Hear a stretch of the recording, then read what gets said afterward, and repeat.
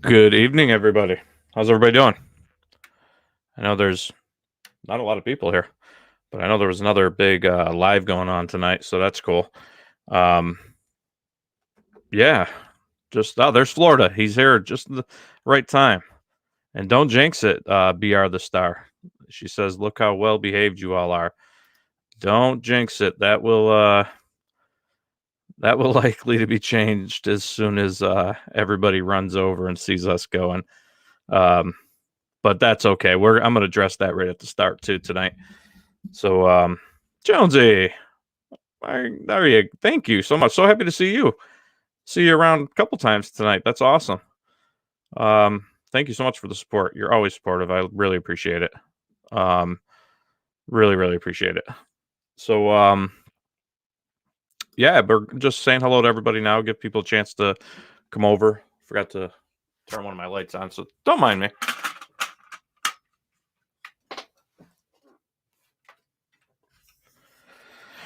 Anyways, all right. So, got some stuff to discuss tonight. Obviously, I think everybody saw the probably wondering what the title of this is all about tonight, and probably in anticipation. Probably many of you know what it's about. Been juggling for the past 24 hours how to address this, and you know, sat down again, writing up something. Then I figure, you get compared to other creators if you do that. If you have a prepared statement, that's not my style, anyways. My style is to be genuine. I'm not fake.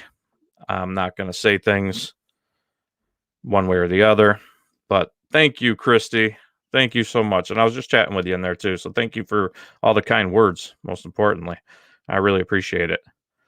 Um, and yeah, Jonesy, it looks like I have a new nickname on the island over at AD's channel, and it's Cluck Larry.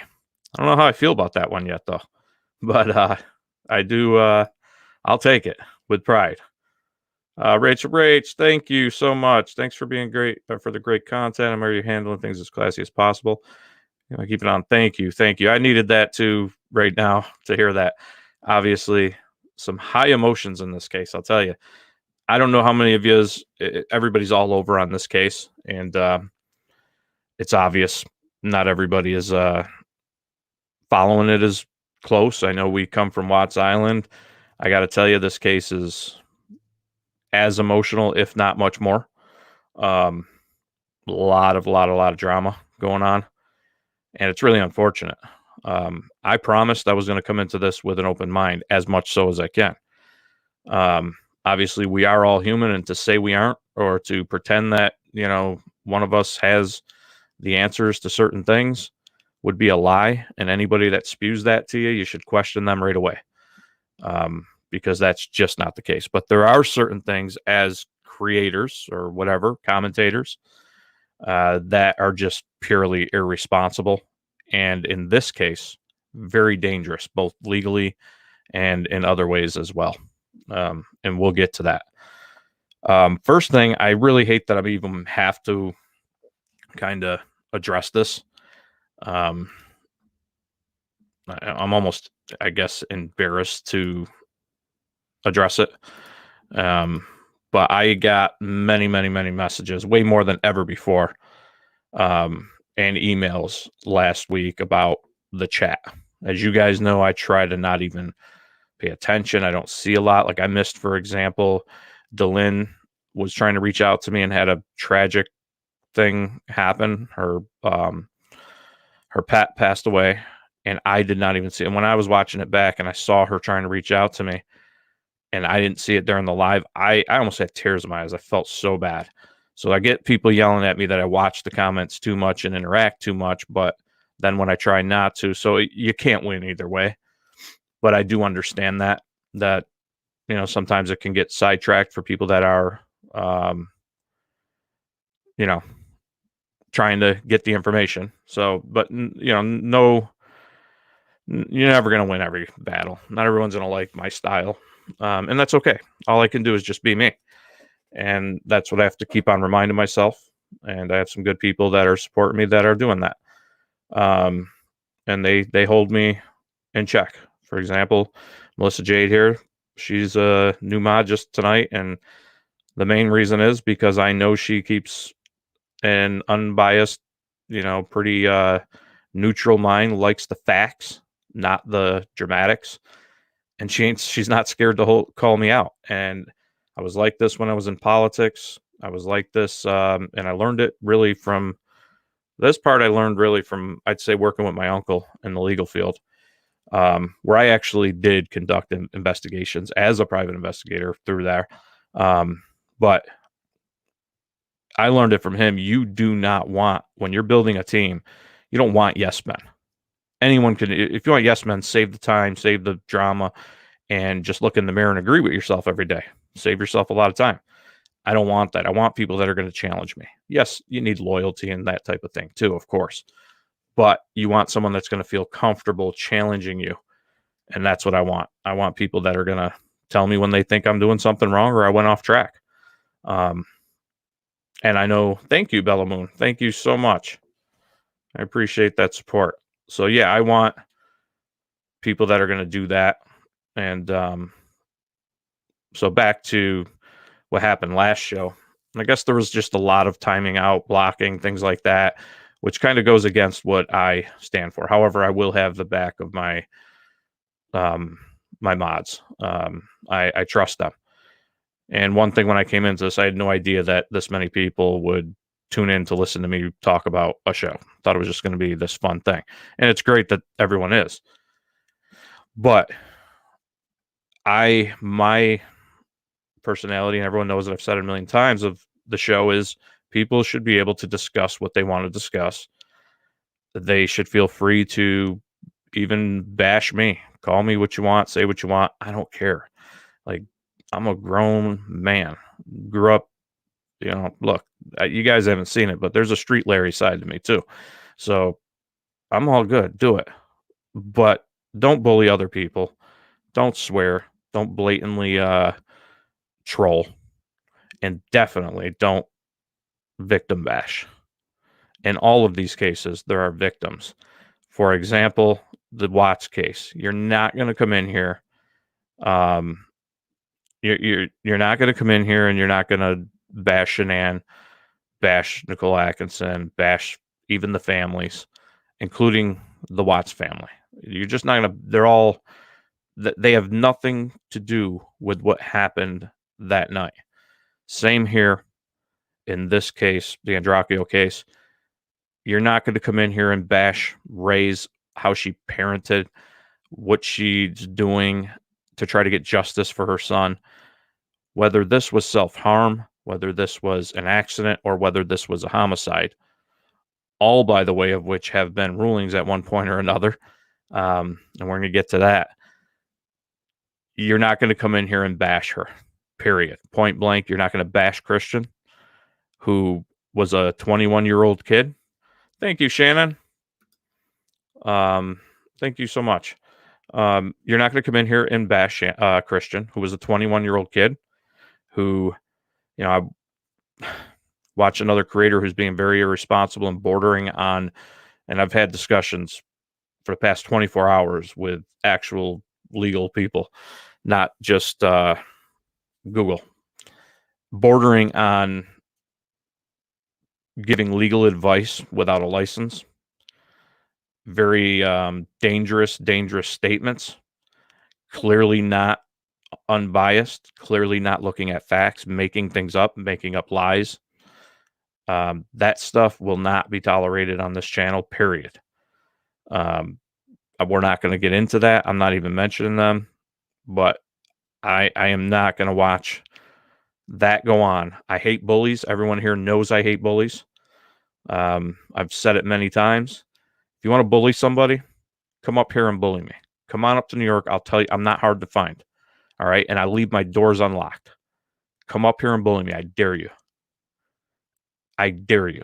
Anyone that's listening right now and that I'm going to discuss tonight, if they have a problem, come and bully me. All right. It's not hard to find me. I'll give you the address and the GPS coordinates to my house, and I'll leave the doors unlocked. I dare you. You're not going to do it. It's not going to be tolerated here. and I'm not going to tolerate it for someone else. So if you want to call out people for clout, you want to try to be the Trump of YouTube and say I'm going to take the controversial stance and maybe I'll find a niche somewhere, then so be it. That's a tactic people do, and they can try it, and that's fine. I even respect that.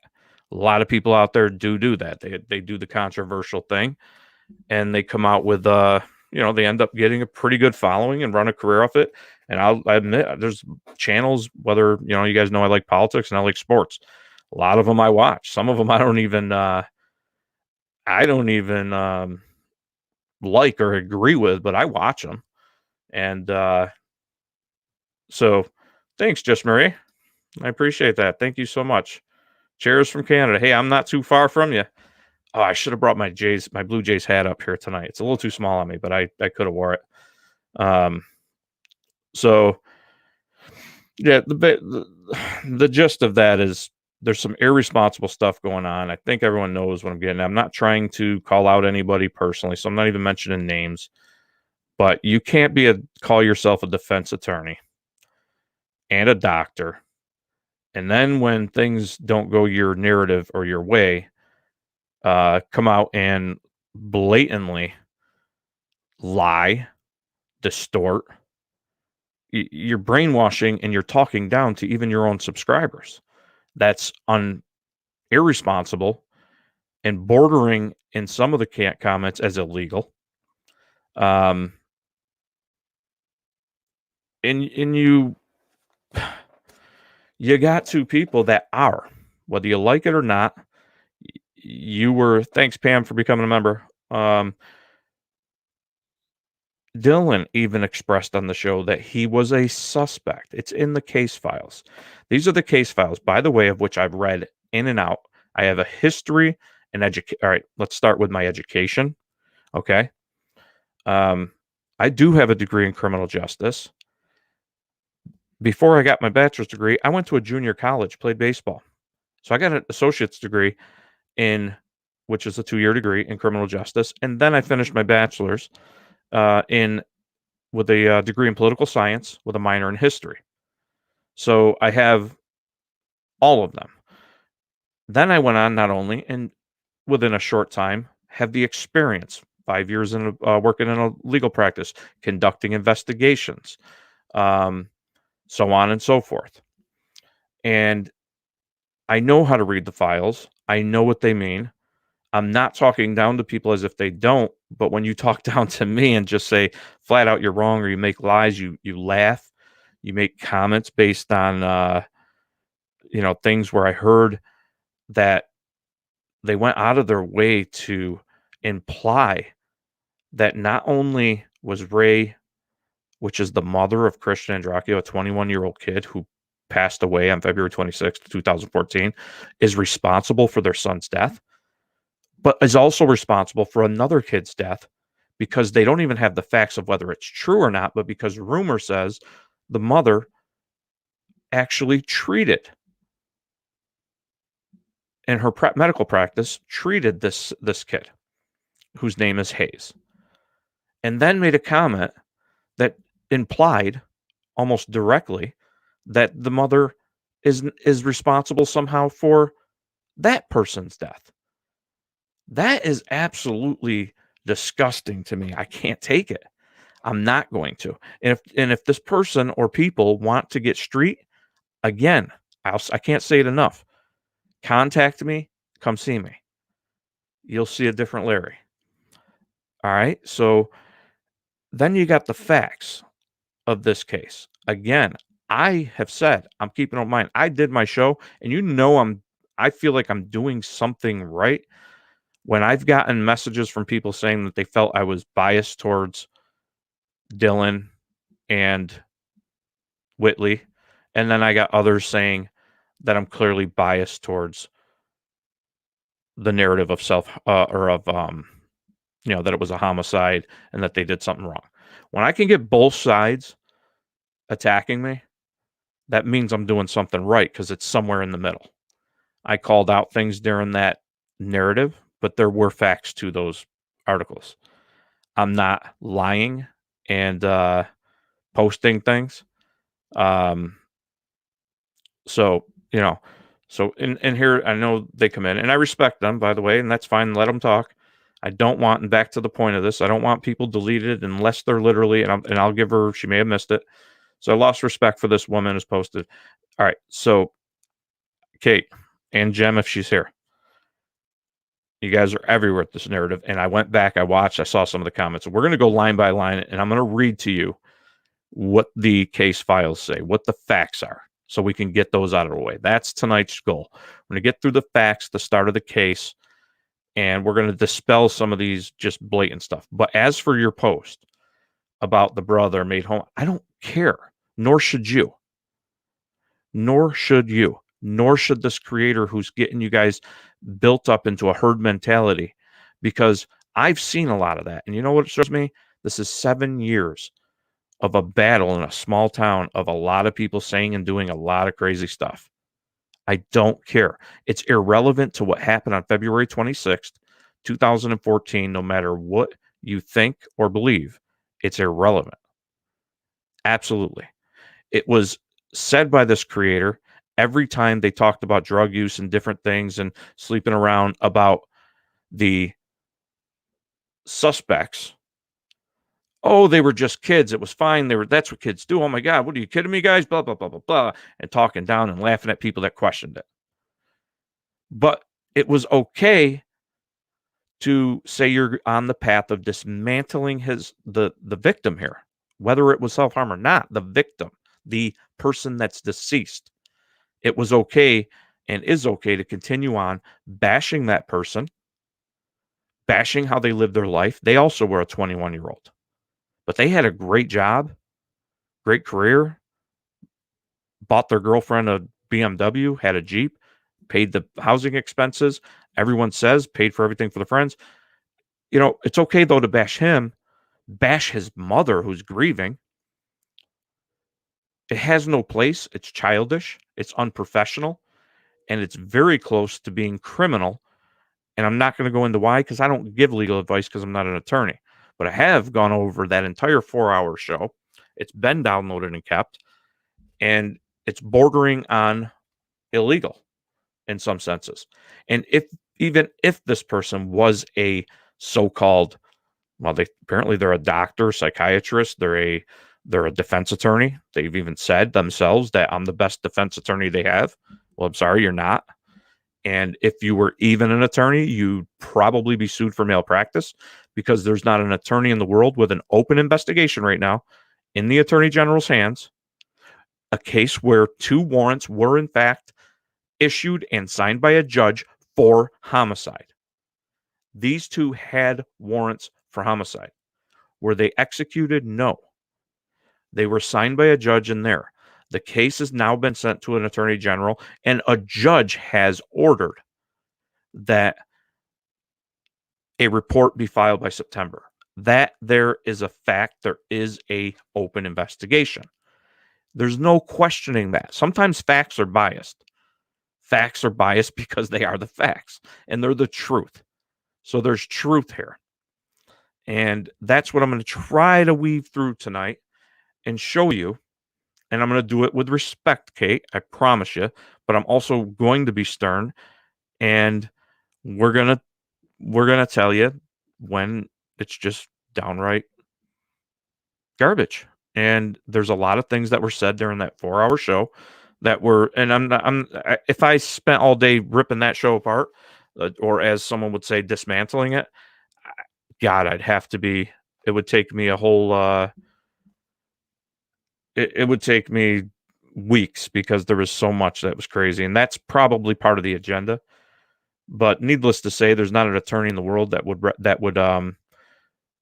would give the advice for one of the suspects, even if they are innocent, one of the suspects with an open investigation, to come onto YouTube, yell, argue, swear, talk about the case at all.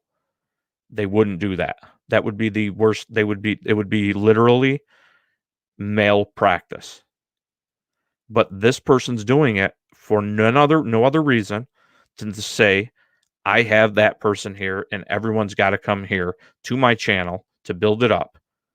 A channel that's been basically peaked at 17,000 subscribers since I started messing around on YouTube 6 months ago. Been no growth whatsoever.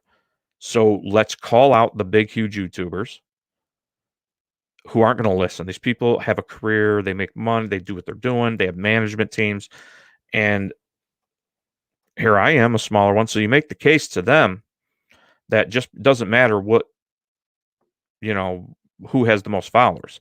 So my case is it doesn't matter that you have more followers than me. I have the same amount of information you do. I've talked to people that have worked on the case. And I can assure you that we will go down point by point and talk about this case in an unbiased manner. Hey, Dave. And we're gonna go through it, and we're gonna be still unbiased. But keep in mind, you can't call me biased when I call out facts as we get through the beginning of this case that are just simply facts that remain to be unanswered. That's not bias, that's the truth. And sometimes the facts are biased. The facts tend to be biased towards the truth. So that's it. So what we have here is a question of there's three possibilities, really, to sum it down. We have, is this a homicide? Is this an accident? Or is this self-harm? By the end of tonight's show, I think we can make a very clear, even in the Watts case, anyone that's following me, I've always been careful about using the term 100%. I've even been careful about making my theories known because I always say we don't know what happened. In this case, with those three determinations being possible, which is homicide, self-harm, or an accident, I think by end of tonight's show, with very basic information, we can declare one of them to not be true. Leaving us, we could break it down to two left. That's going to be easy. That part is just the facts, and it's all I'm not going to use anything else other than the case files, okay? And there's a lot missing out of the case files too. Let's keep that in mind. But we can use those because that's what they like to talk about. Did you read the case files? Did you read the case files? Did you read the case files? My question is, they clearly haven't read them themselves. Or if they have, the only question is, if you have read them, you're lying. Because last week, someone came in here. I don't know because I don't want to mention it. It was either Kate or Jen, but I'm not sure. They said, for example, the only one that tested positive for GSR was Christian. Not true. I won't call it a lie because maybe you just don't know or you just believe somebody. Not true. Period. Not true. All three had the exact same result, with the exception of, I think it was Dylan, and we'll go through it when I pull it up, had one of his palms didn't test positive for it, but everything else did. Some other statements. So now I'm gonna leave it at that. But for the mod, and we're gonna go into the case, start dismantling these facts one by one. But as for the mod situation, I hate that I have to say that, but I hope all the mods that are here. I looked at my mods and I looked through the list, and honestly, I love and trust every one of them. So I don't know really the entirety of what happened last week, but I think everybody knows what my continued and consistent stance is on it. I don't want people blocked, muted, deleted for anything other than blatant trolling, victim bashing. In this case, I'll even be very simple. You're not going to bash the mother, Ray. You're not going to bash Christian. You're not going to come in here talking about things that are irrelevant to the case or what happened that night. If we get to a point in this discovery where some of that does need to come up to put context to something, then I'll make a note of it. Right now, we are talking the beginning. We're going through this as if we are reinvestigating based on what we have. And we do have, I think, enough to make at least one determination, in my opinion, to 100% certainty. So, and we'll get there. But otherwise, you're not going to bully, blatantly, you know, blatantly troll, say stupid things. I mean, when you get a little stupid, look, we're all adults here. I trust my mods. I'm going to have their back. If you're getting stupid, then they're going to block you or delete you or time you out, whatever. I don't know how that works. I hate that we have to deal with it because we're all adults here. Just disagree. Even if you yell at me, Larry, you're wrong. Go ahead. Larry, you're stupid. Call me stupid. It's your opinion. That's fine. I'll prove it through my actions and how I deal with it. And that's that. So and I'm going to go over the mods. I went through them. I'm going to go through them again. I hope nobody, if I start rearranging, when I first started the channel, I gave mods out mostly as a sign of respect. I never thought I would get, a decent amount of people in watching the show and listening. But that last one got a little crazy, and I want to just make sure that nobody's, I know because I've been in chats where it can happen, where it gets so wild and crazy at times that you sometimes, even mods, can not realize who's who. Kind of the old saying, don't argue with a frickin' fool because someone from a distance won't know who's who. Kind of happens in here too if you do that. So yeah. And that's really all I want to say on the mod situation. So if there's any mods or wrenches that go away for a minute, it's literally nothing personal. I kind of want to break it down. And I'll be honest, most of my mods, my wrenches that I looked at were other creators. So I don't think, quite frankly, they even want a wrench, to be honest. They don't have time to sit here modding other people's chats and all. They have enough drama and work to do on their own channels. I more so did it as I do that as a sign of respect to creators and to people that I work with.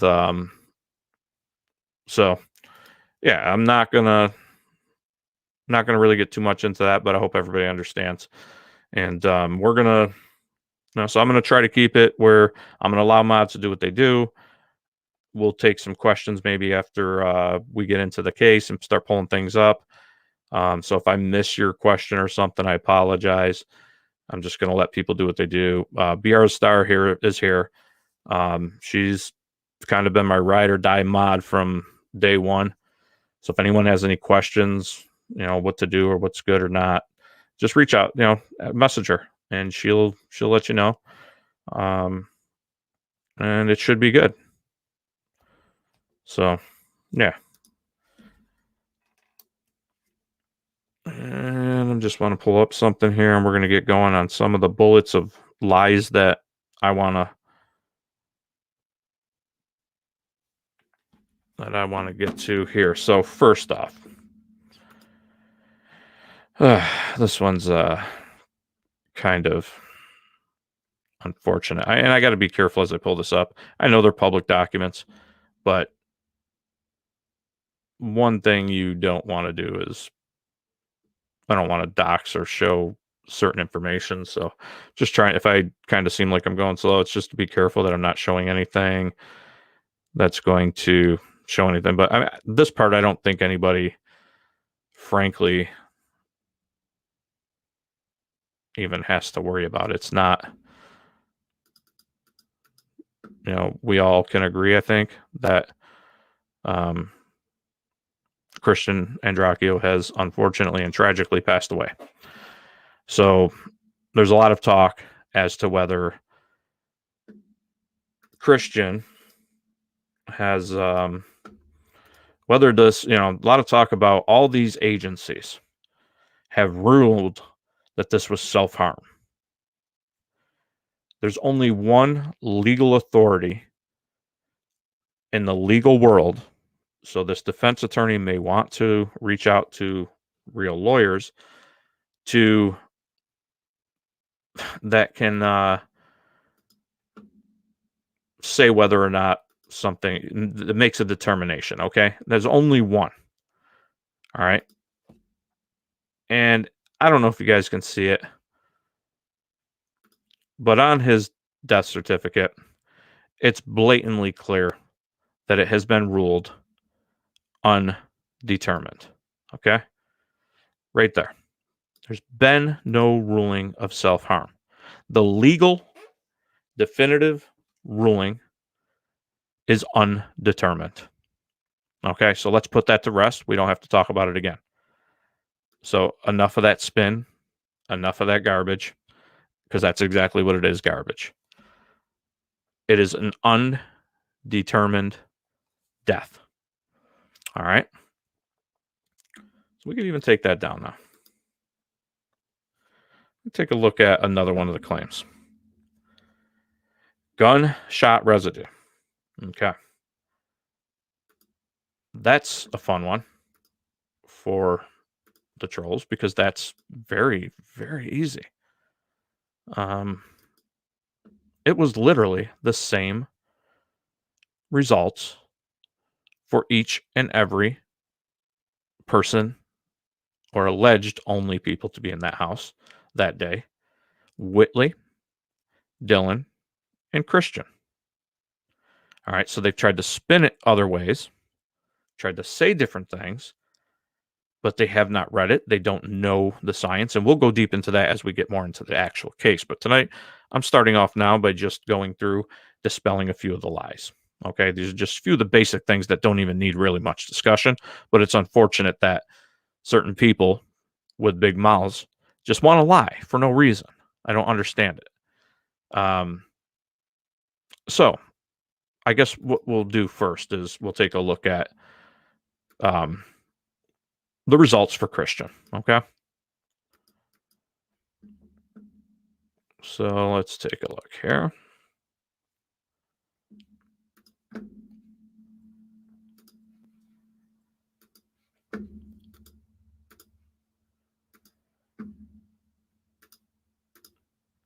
All right.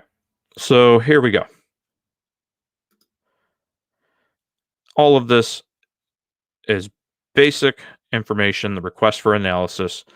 It's going to be, you're going to see the exact same wording on each of the three individuals' report. Okay. And what they're doing is they're requesting a gunshot residue, trace evidence, and it's basically done. There's a standard kit for that, and they do the testing. Okay. I'm not going to bore you in all the details. So here's Christian's results. So the evidence was sent February 27th, 2014. Forensic scientist is Melissa DeBerry, and they received the following evidence. Evidence submission 002, one sealed gunshot residue evidence collection kit, and that's labeled Christian Andreacchio. So this is his. Here's the results. Very simple. Examination performed, and they used the scanning electron microscopy, which is standard, with energy dispersive X-ray analysis. Okay, I'm not going to get into the science of it, but I remember doing these tests way back during criminology, my chemistry classes when I was still doing my criminal justice. So anyways, goes on, particles indicative of gunshot residue were observed to be present on the samples in submission, right palm, Christian Andreacchio, and back of left hand, Christian Andreacchio. These particles are consistent with particles present in gunshot residue. However, these indicative particles do not possess the combination of morphological characteristics and element composition necessary to identify them as gunshot residue, to the exclusion of all other environmental sources. No particles of gunshot residue were identified on the samples in submission. Back of right hand, Christian Andreacchio. Left palm, Christian Andreacchio. So he didn't have anything on his left palm or the back of his right hand, but they were particles indicative. But again, as they point out for their statements, the same applies to Christians. They could not guarantee enough that he pulled the trigger with any amount of certainty, but he was in the vicinity, in the room, somehow got him on. Okay, so that's what Christians was. Now we shall pull up and see what the big difference is on, whereas they say that the GSR results are different for Dylan or different for Whitley. They came into my chat last show and blatantly said, no, they weren't. Dylan even says they were on that channel, but we're going to get to another few things Dylan says that went against what his defense attorney said. And his defense attorney had to kind of back up and deflect. That was funny. So let's take a look. So we have the same thing. I'm not going to read it all. Exact same trace evidence kit. We got the only thing different here is we got a forensic scientist. The scientist that did the results on Dylan was Stephanie Baskin. The same dates, though. One sealed gunshot residue evidence collection kit labeled Dylan Swearingen. Examination performed. Same exact examination performed. And you're going to see the exact same wording here. Particles indicative of gunshot residue were observed to be present on the samples in submissions. Back of right hand for Dylan. Back of left hand for Dylan. Left palm for Dylan. These particles are consistent with particles present in gunshot residue. However, and this is my side note, this is the exact wording for the Christian one. However, these indicative particles do not possess the combination of morphological characteristics and elemental composition necessary to identify them as gunshot residue to the exclusion of all other environmental resources or sources. And then it says no particles of gunshot residue were identified on the sample in submission, right palm for Dylan. So Dylan didn't have any on his right palm. Every other submission was positive. Okay. Same exact ruling for him of yes, there. Can they say he absolutely shot the gun? No. They can't exclude that either. So they can't say he didn't shoot the gun. They just say they are positive for gunshot residue. All right. And I know this is laborious, but I like to have the facts and I like to point it out and I want to dismantle the garbage. So far, Dylan and Christian have the exact same results on their GSR test. So we got one more remaining suspect. And when I keep saying suspect, I'm going to show you why they're a suspect, because they are labeled as suspects. So let's see. So now we're seeing for Whitley, and we have the same wording. We have the evidence packet. We have Stephanie Baskin, the same scientist that did the Dylan one. And we have the same kit, one sealed gunshot residue evidence collection kit labeled Whitley Alexis Goodman. Results and conclusions. Examinations performed, same exact examinations. And we go on. Particles indicative of gunshot residue were observed to be present on the samples in submission. Back of right hand, right palm, back of left hand, left palm. So all were positive on Whitley. Whitley's the only one that had everyone positive. However, again, like is common in GSR testing, these particles are consistent with particles present in gunshot residue. However, these indicative particles do not possess the combination of morphological characteristics and elemental composition necessary to identify them as gunshot residue to the exclusion of all other environmental resources or sources. Once again, can we lay to rest, and I guess put a 1 in chat, if we could lay to rest finally and once and for all that all 3 in that house tested positive for gunshot residue particles. None could be excluded or guaranteed to be the trigger puller of that gun.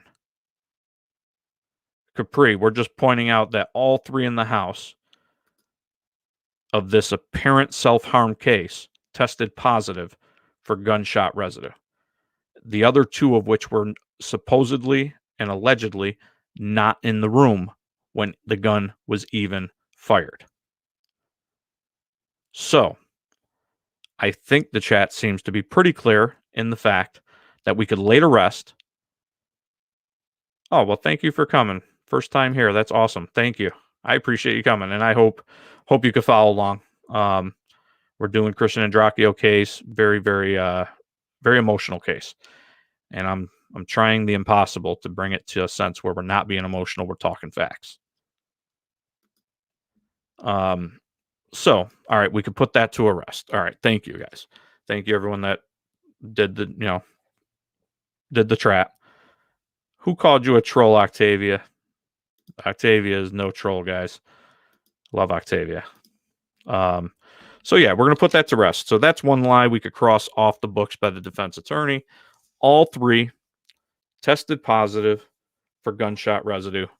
Could not be definitively said to be the trigger shooter, and that includes Christian, for that matter. Could not be definitive.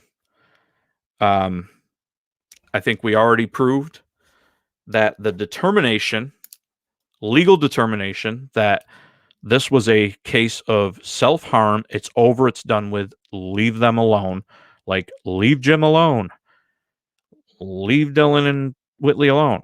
Look, if they did nothing wrong, by the end of this, they have nothing to worry about. The problem is, it is an open case. It's a tragic case. And guess what? Your behavior right now is certainly make me question how unbiased I've tried to be. So, again, self-harm ruling, no. The legal ruling, the only one that matters to the court of law, is that it's undetermined still. It is not a ruling of self-harm, no matter what reports have come out, because there, yes, are conflicting reports. I concede that. Understand, please, there's a difference between reports and opinions and what the law says. The law is, it is an undetermined case, undetermined death. Okay. So, is this an open case? It's not an open case. Everyone move on, go away. There's nothing to see here. That's an easy one. Bottom line, it's an open case. This case is absolutely, positively opened. It was just ordered by a judge that the Attorney General's office, despite them not wanting to take it and a lot of the finagling that's going on, takes the case and issues a report by September. That is an open and active case, period. That's it. There's not much else to discuss there. It is. So I think we could put that to rest. Are they suspects? Are they suspects? Okay. Let's go back in here to this trusty case file where they are labeled as suspects. Okay. And by the police. But I don't even need to do that, quite frankly. I really don't even need to do that, because if you go to the show that I'm talking about, 4-hour live with Dylan on, he even tells his defense attorney, who's shocked and speechless for a moment, and then tries to back it up and lie, that he was picked up. All right, so sorry, I unshared that. Let me get that back up. Share screen. All right, so if anyone can see here, even at the top of this, official report by the government, done by Derry Thompson, police officer with the Meridian Police Department. We have up here, if everyone can see this, victim, Christian Andreacchio. Suspect, Whitley Alexis Goodman. Suspect, Dylan Swearinger. Okay, this was 2014 in March. So less than, or let's see, a month, almost to the day after Christian passed away. Point blank, even the police had them down as suspects. That's a fact. Furthermore, during that live, he talks about in 2017 when he's dragged in by the police and told he's a suspect in a homicide. He says that. Dylan tells this to his defense attorney on this 4-hour live. She remains, what? Flabbergasted, but trying to stick to the narrative. trying to stick to her narrative for her so-called client, says, wait, do you mean the private investigators that Ray hired? He says, no, the police. So then he goes on to talk more about that incident and how they questioned him and said he knows more and so on and so forth.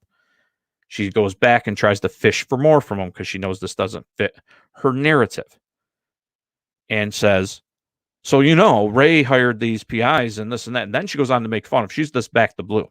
Remember, back the blue. I back the blue. But then she goes on to make fun of these police officers. Oh, they played good, bad cop. Yeah, you know this, you know that. And talking in her typical unprofessional tone of voice, and mocking people. So, yes, Melissa Marie, I'm sorry. Matt Miller, right. But they go on to talk about this incident. They were, at this time, talked to by the police. They were, in fact, suspects. They were 100% suspects. Not only were they suspects, but let's go back to their trusted Bible, the Bible of the case files they like to talk about. And they talk about there's no warrants. I heard that comment in my last chat. So let's take a look at the warrants. In 2017, the answer is yes. 100%. Not only did the authorities, the police and sheriff in the county of Lauderdale in Mississippi. Now, I have a lot of history looking at, seeing, and knowing what warrants are. They 100% issued a warrant, as you can see here. We command you to forthwith take the body of Whitley Goodman, charged with the crime of murder. Mississippi State Code 97-319-1 CD in Lauderdale County, and bring him here before an authorized municipal justice court judge for an examination on said charge. Witness my hand this the 23rd day of January 2017 and signed by a judge.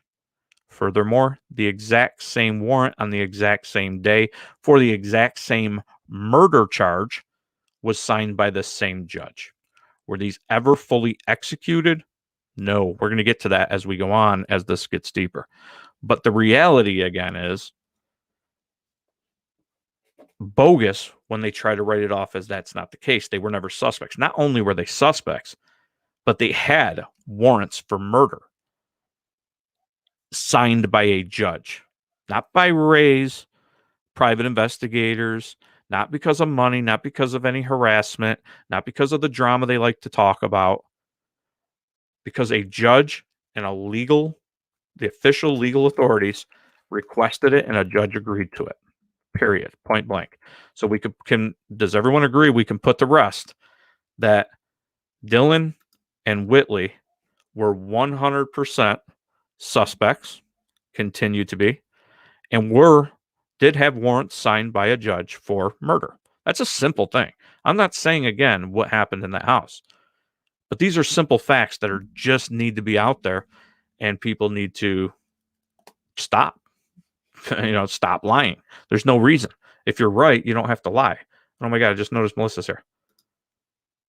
Melissa. Hello, how are you? Good, how are you? I'm good. I don't know what's going on with my StreamYard. My photo's not coming up or anything, but I'm just coming up blank. No, that's good. That's cool. I thank you for coming on. Everybody, this is Melissa Jade, and welcome her. She's awesome, and she, like I said before, earned my total respect because she holds me accountable. She doesn't let me slide, but she does it in a respectful manner, and she knows this case very well. And like me, she wants to get to the facts.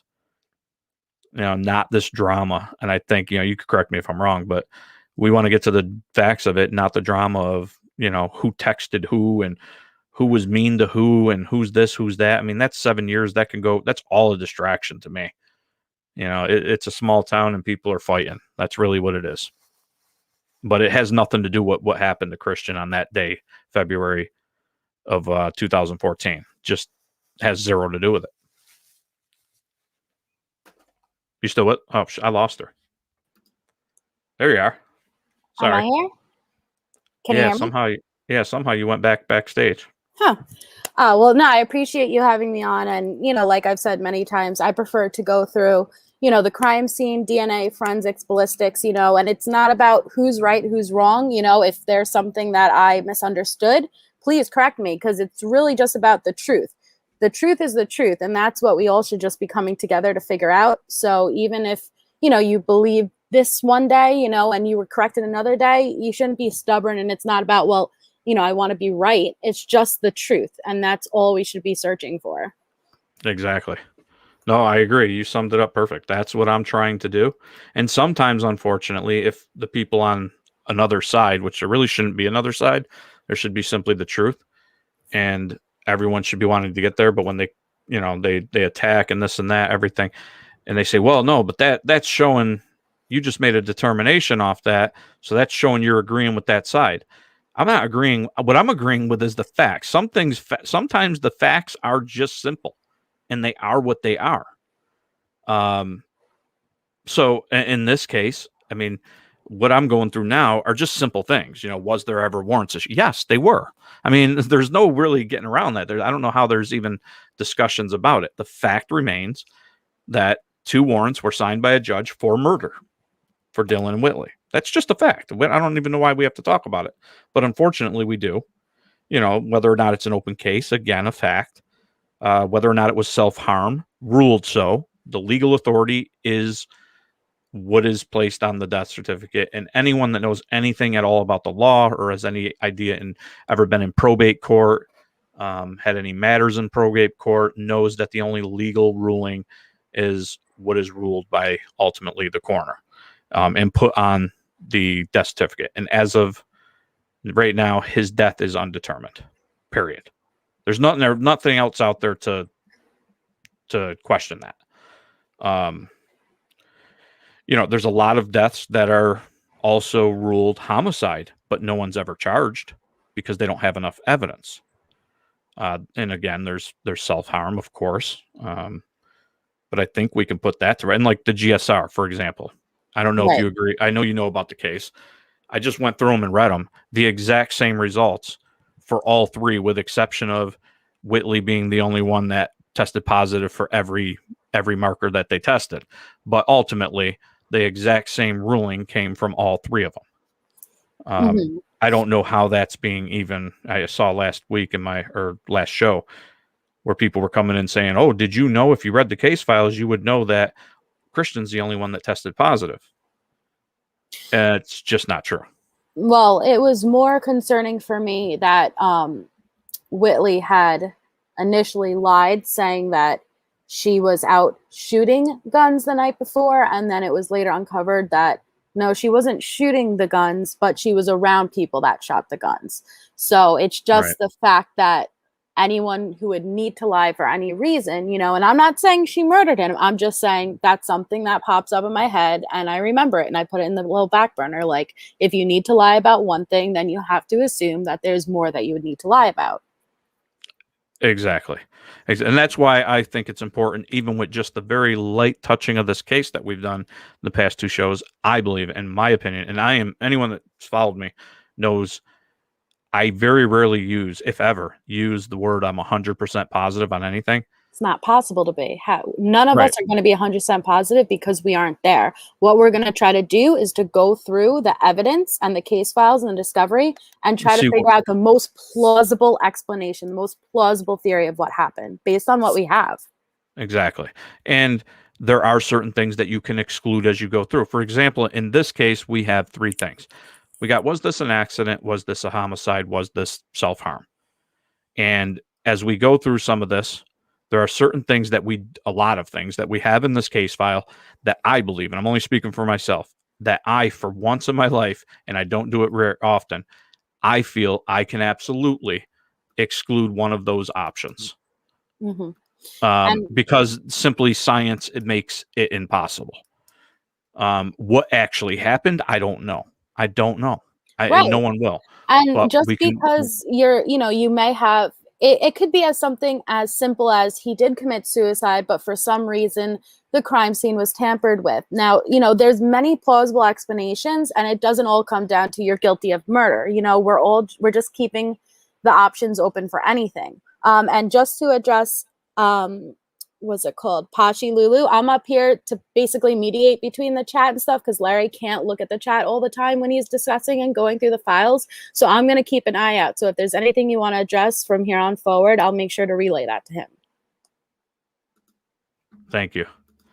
Yeah, and don't worry about it. I mean, they can say, I trust. We got a pretty good community, I think, on this channel, and Absolutely. some pretty good mods. They'll take care of it. And like I said, let them talk. They have, all it does is furthers my ultimate argument as I go through this case that there's an agenda, small one though, but there's an agenda being pushed that's making me, frankly, just disgusted, and it's a bully, and it's not going to be tolerated. Well, I just don't know where the anger is coming from. We're all after the same thing. Let's all combine our minds. I saw a comment. Someone said it's about the creator. Well, the reason it's about the creator because the creator's being irresponsible. They made themselves now a part of the case, and by bringing up suspects, taking their word. You heard, for example, I kept hearing the term. You heard it from heard it from him. There you go. I heard it straight from him.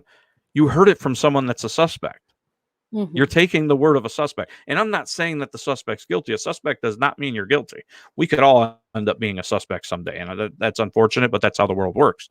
But until said suspect is cleared, for a journalist or a anyone for that matter to take it as fact or to even put them up on there without legal counsel is extremely irresponsible. And then it even goes further when they start making comments that sound a lot like legal advice, and you don't have a license to practice law. And there's a lot of things that are very, very sketchy going on that I'm not going to get into here because I'll leave them for people I've talked to. So, but yeah, I want to get into what you said, the statements now. Thank you, by the way, Glitters. Thank you so much for the super sticker. And if I missed anyone, I am so sorry, but I'm trying my hardest, and that's why Melissa's here. She's gonna keep me focused and yell at me. So I just want everyone to feel heard, because I know what it's like to be down that chat, but I can't imagine what it's like to be in Larry's position. So he can't address every single person. So I'm just up here to try to help mediate that situation. So everyone's, opinion is valued and respected as long as you're being respectful. Right. Now, what do you think? What you want to poll Christians? I think we could start with Christian's statement simply because, or not Christians. I mean, with Whitley's, because it's astounding to me as, first off, this was not only was it not an interrogation, it was barely even an interview. It was just a statement that was taken. No follow-up questions. The grammatical stuff in it was just astounding to me. And you'll see what her statement was, and we'll just see what happened. The best way we could do it is not what they're saying 7 years later.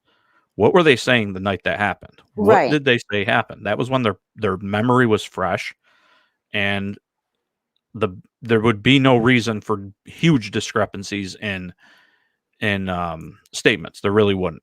And but there was one other lie that I wanted to dispel quick before we move on to the polling those about the botched investigation. So they keep yelling that there's not a botched investigation. You can't have your cake and eat it too. You can't say back the blue. I'm the one supporting all of these authorities. Cassie Coleman's great. Cassie Coleman's the best.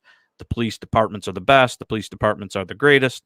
Direct quotes from Cassie Coleman herself called this investigation incompetent and horrible. That was direct. That's her on video. Okay. And the new police chief, who is a professional, I hope that person would agree, and is the chief of police, DeBose, not only called it incompetent, botched, but had even stronger words to say he does not believe it was self-harm, believes it was somewhere in the middle, but absolutely just ripped this thing to shreds. So to say that it was not a botched investigation, I back all the investigations, I back the blue, I back the authorities. Well, I'm sorry, but your authorities don't even agree. including your hero, Cassie Coleman, the DA, said it was an incompetence. So if you think that, then you should probably do a video or a program or a letter or something and have it out with Cassie Coleman, the DA, because she disagrees with that narrative, because she agrees. And I tend to agree with Cassie Coleman. It was an incompetent and terrible investigation, period. So we can put that one to rest too. Right. That was yet another lie. So far off to think that there is cover-ups and corruptions that happen all the time. I'm not saying this one 100% is. I'm just saying it is plausible because things like that do occur all of the time. And you know that more than anyone, Larry. Absolutely. Absolutely. I mean, anybody coming from Watts Island, we see what's going on. Yes. And all over. I mean, it's just unfortunate that it happens so much that there's only a few cases that end up getting national spotlight and, you know, attention. It's like, you know, the killings we're seeing of young black people across the country. You know, people say, why him? Why this one? Why that one? Well, you got to pick someone, because you know what? There's so many of them that you're right. We'd be doing it every day. So you know, these are the cases but there's so many people out there that hopefully if we go through and we advocate for justice and truth, that it will at some point resonate and change the culture so it doesn't happen to the next person. That's all we can hope for, really. Absolutely. Let's see. I'm trying to find Dylan's statement here. All right. So we got, and I'm going to try to hide this up. I don't want to show anything that's any personal information here. So this was done right that night, right after he had passed away. So we'll just kind of read this together and see his statement and the statement that he got. And Soul Sister, thank you so much for that. Let me see what you said. Melissa Larry, he said something that Dylan or Matt said a few minutes ago, and chat wants him to correct it. Yeah, I don't. Thank you, Soul Sister, but I'm not going to get into the chat. I don't know what they're talking about, Dylan or Matt said. If they're talking about it on the show, I think the only thing I did was mixed up Matt for Dylan, but it all still applies. Same thing. Still applies to what I said. I mean, when they get into the details like that, it's a distraction. I think everybody here with half a brain, which I'm pretty confident in the people in this chat that they have the brains to understand exactly what we're talking about. Wasn't a big deal. So I'm going to read this, Melissa. And I'm going to read it as is. So if I sound a little weird, it's because I'm reading as is, and this is exactly how they wrote it and typed it up. Christian called me at 1:37 asking if I was able to come pick him up at St. Rose, Louisiana, at a docking bay that his barge had stopped. I told him yes, that I could pick him up. He told me that I needed to be there between 7:45 and 8 a.m. I left my home at 3:45 to 4 a.m. on my way to get him. We exchanged a few phone calls just to touch bases, and he would ask me where I was or how far from the landing area. After a couple hours or so, I finally reached the destination that he was at. I called him when I arrived, and he said give him a few moments. He came down the hill where I was parked and removed his blue jumpsuit he wore for work. He said he had left without permission, and security of the place, along with sheriff, were alerted, but he decided to leave. I have no conclusion on whether he was able to leave or if just left by self-choice. All right. I guess I'll go into that first one. He's already going into the fact that he left with all this, and we know as we get into the case that HR and them say a different story, but I'm going to leave it. All right, I'll shut up. I'm going to keep reading. After we left the destination, I picked him up at We Talked like we always have. Nothing was out of the ordinary. We stopped at a gas station and got us some drinks and filled my truck up for coming to get him. As we pulled out and got back on the interstate, he began to tell me that him and Whitley were having relationship issues. The issues were regarding another boy hanging out with Whitley while he was gone, and he then told me This the reason for him coming home. Then we continued our route to Meridian, just talking and listening to the radio. We pulled into the apartment complex that he was living at. He noticed the BMW he bought for Whitley was there, and he walked in. He began asking her where she had been because they have a tracker on each other's phones. She spent the night at the boy's house that Christian earlier mentioned. His name is Matt Miller. After asking her multiple questions regarding what she had done, she mentioned the usage of Xanax. She was not sure some of the activity they participated. He blamed Xanax for her not knowing. I stayed upstairs majority of the time due to I didn't want to interfere with their argument. I stuck my head over the stairs one moment and heard him saying over and over, "Do you love me?" After a few times of asking, he pulled his gun out and cocked it and stuck it to his head and asked again, "Do you love me?" She said yes and tried to grab the gun away from him. After a while, things calmed down and we watched a movie. So right there, mind you, he's supposed to be back, as we'll learn. He's supposed to be back to the boat as HR and his manager and them all. He's supposed to be back by 5 or 5:30. They didn't get home to the apartment till like 11:30.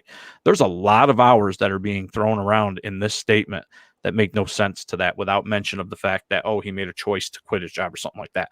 I mean, that just wasn't none of this makes sense to me. But so after a while, things calmed down and we watched a movie.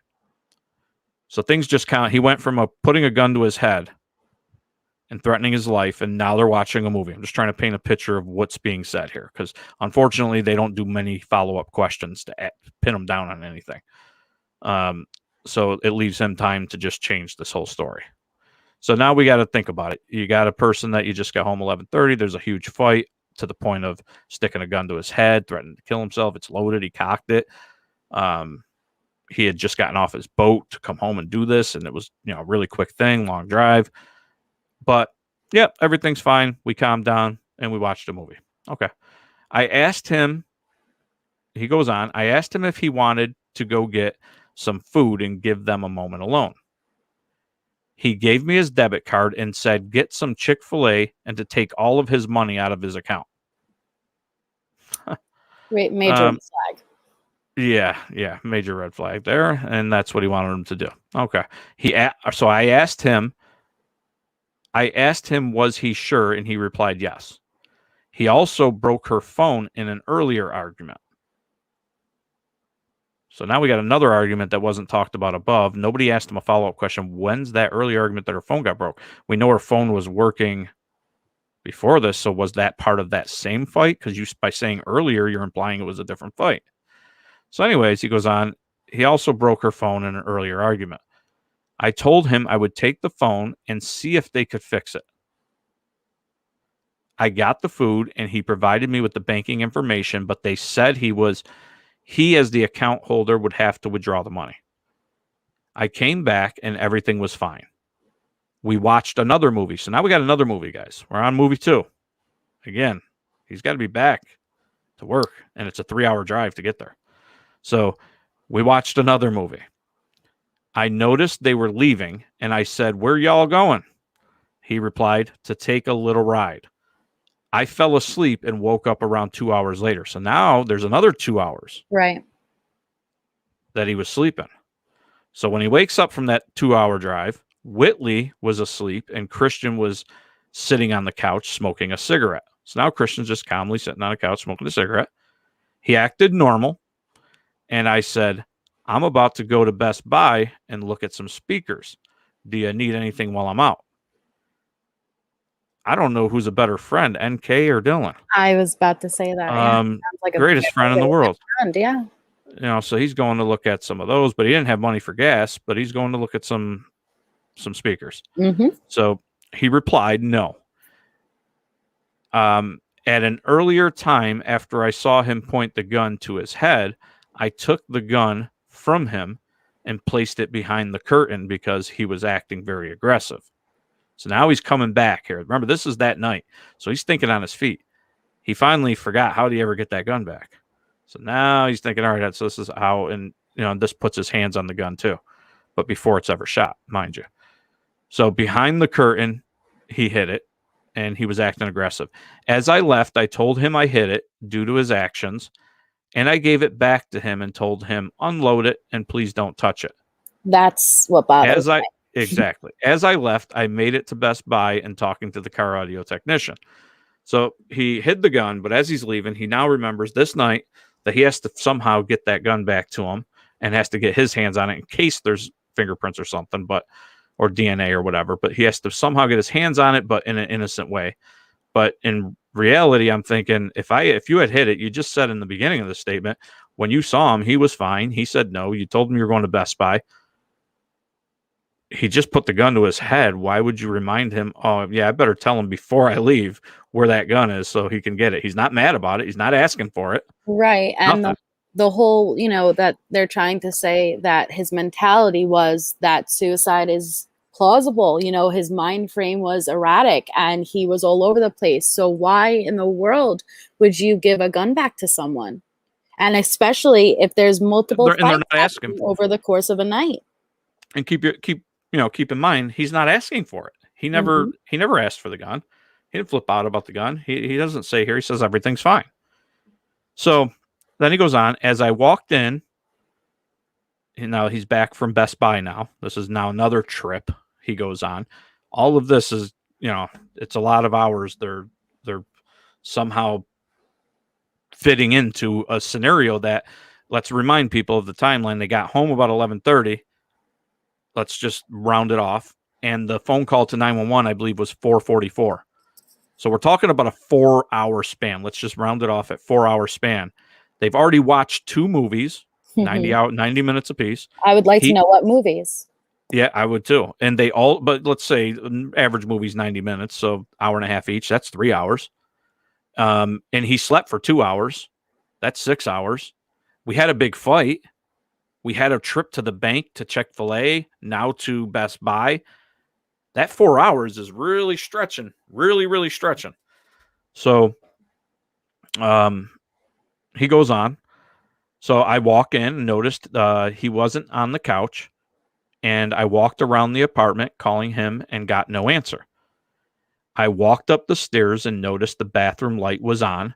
So I figured he was taking a shower. I knocked and said, "Are you all right?" Still no answer. So I walked downstairs and walked into the room that Whitley was sleeping in. So now let's keep in mind, Christian's still upstairs in the bathroom, presumably taking a shower, but he's a little worried because he didn't answer. But the door's still shut. Nobody's still found him. Nobody's seen him. He walks back downstairs. He finds Whitley sleeping. He tells Whitley, he goes, "I told her he didn't answer me and that we need to check on him." So Whitley goes back to sleep. And he says, "She went back to sleep, and I walked back upstairs and knocked once more.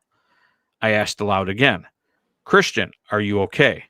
He didn't reply, and I opened the door and I saw Christian laying face down across the tub with blood in it. I yelled, 'Whitley, Christian is dead. We have to call 911,' and she screamed and ran upstairs and began holding him. I then called 911 and directed them to the apartment, and the police arrived and then took control of the scene and asked us to sit in the living room." That's all they got from a statement. Now they do the questions. These are the only questions asked of him this night. Unbelievable. But they ask him, "What is your relationship to Christian and Whitley?" Answer from Dylan, "They was both my friends. I knew Christian before her. We used to go to school together," whatever that means. "How long have you known Christian?" "Since about 2008. So this was 2014. You're talking 6 years. "How long did you know Whitley?" "I met her a couple summers ago." Have Christian ever told you that he felt like killing himself or hurting someone else?" Answer, "To be honest, he has, but I think he was using it as a scare tactic, and I didn't think he would do it." Question, "Do you remember Christian having any emotional problems?" "He didn't ever show it. He gets down about his ex-girlfriend, and he said he would go over there, but her mother would," I think he meant wouldn't, but it says would let him talk to her. So again, he says that he never Really, he didn't ever show it. So no major Well, things about you would emotional think problems. holding a gun to your head and threatening to commit suicide earlier in the day would, Yeah, classify as that. and all of these texts that they're now using to bash him, in his Correct. death, would come up there, but they don't. So he goes on. Question: do you remember Christian? Oh, sorry, that was the other. Have you ever shot Christian's gun? Very important question. Answer: no. How many times have you handled Christian's gun? When he first bought it and when I was taking it away from him today. Does Christian use any other kind of drugs? No, because of his job. But before he got his job, he did. I remember sometimes when he came back from work, he would take a Xanax, but after he started getting raised, he stopped. I'm assuming he meant started rising up there. Thank you, Soul Sister, so much.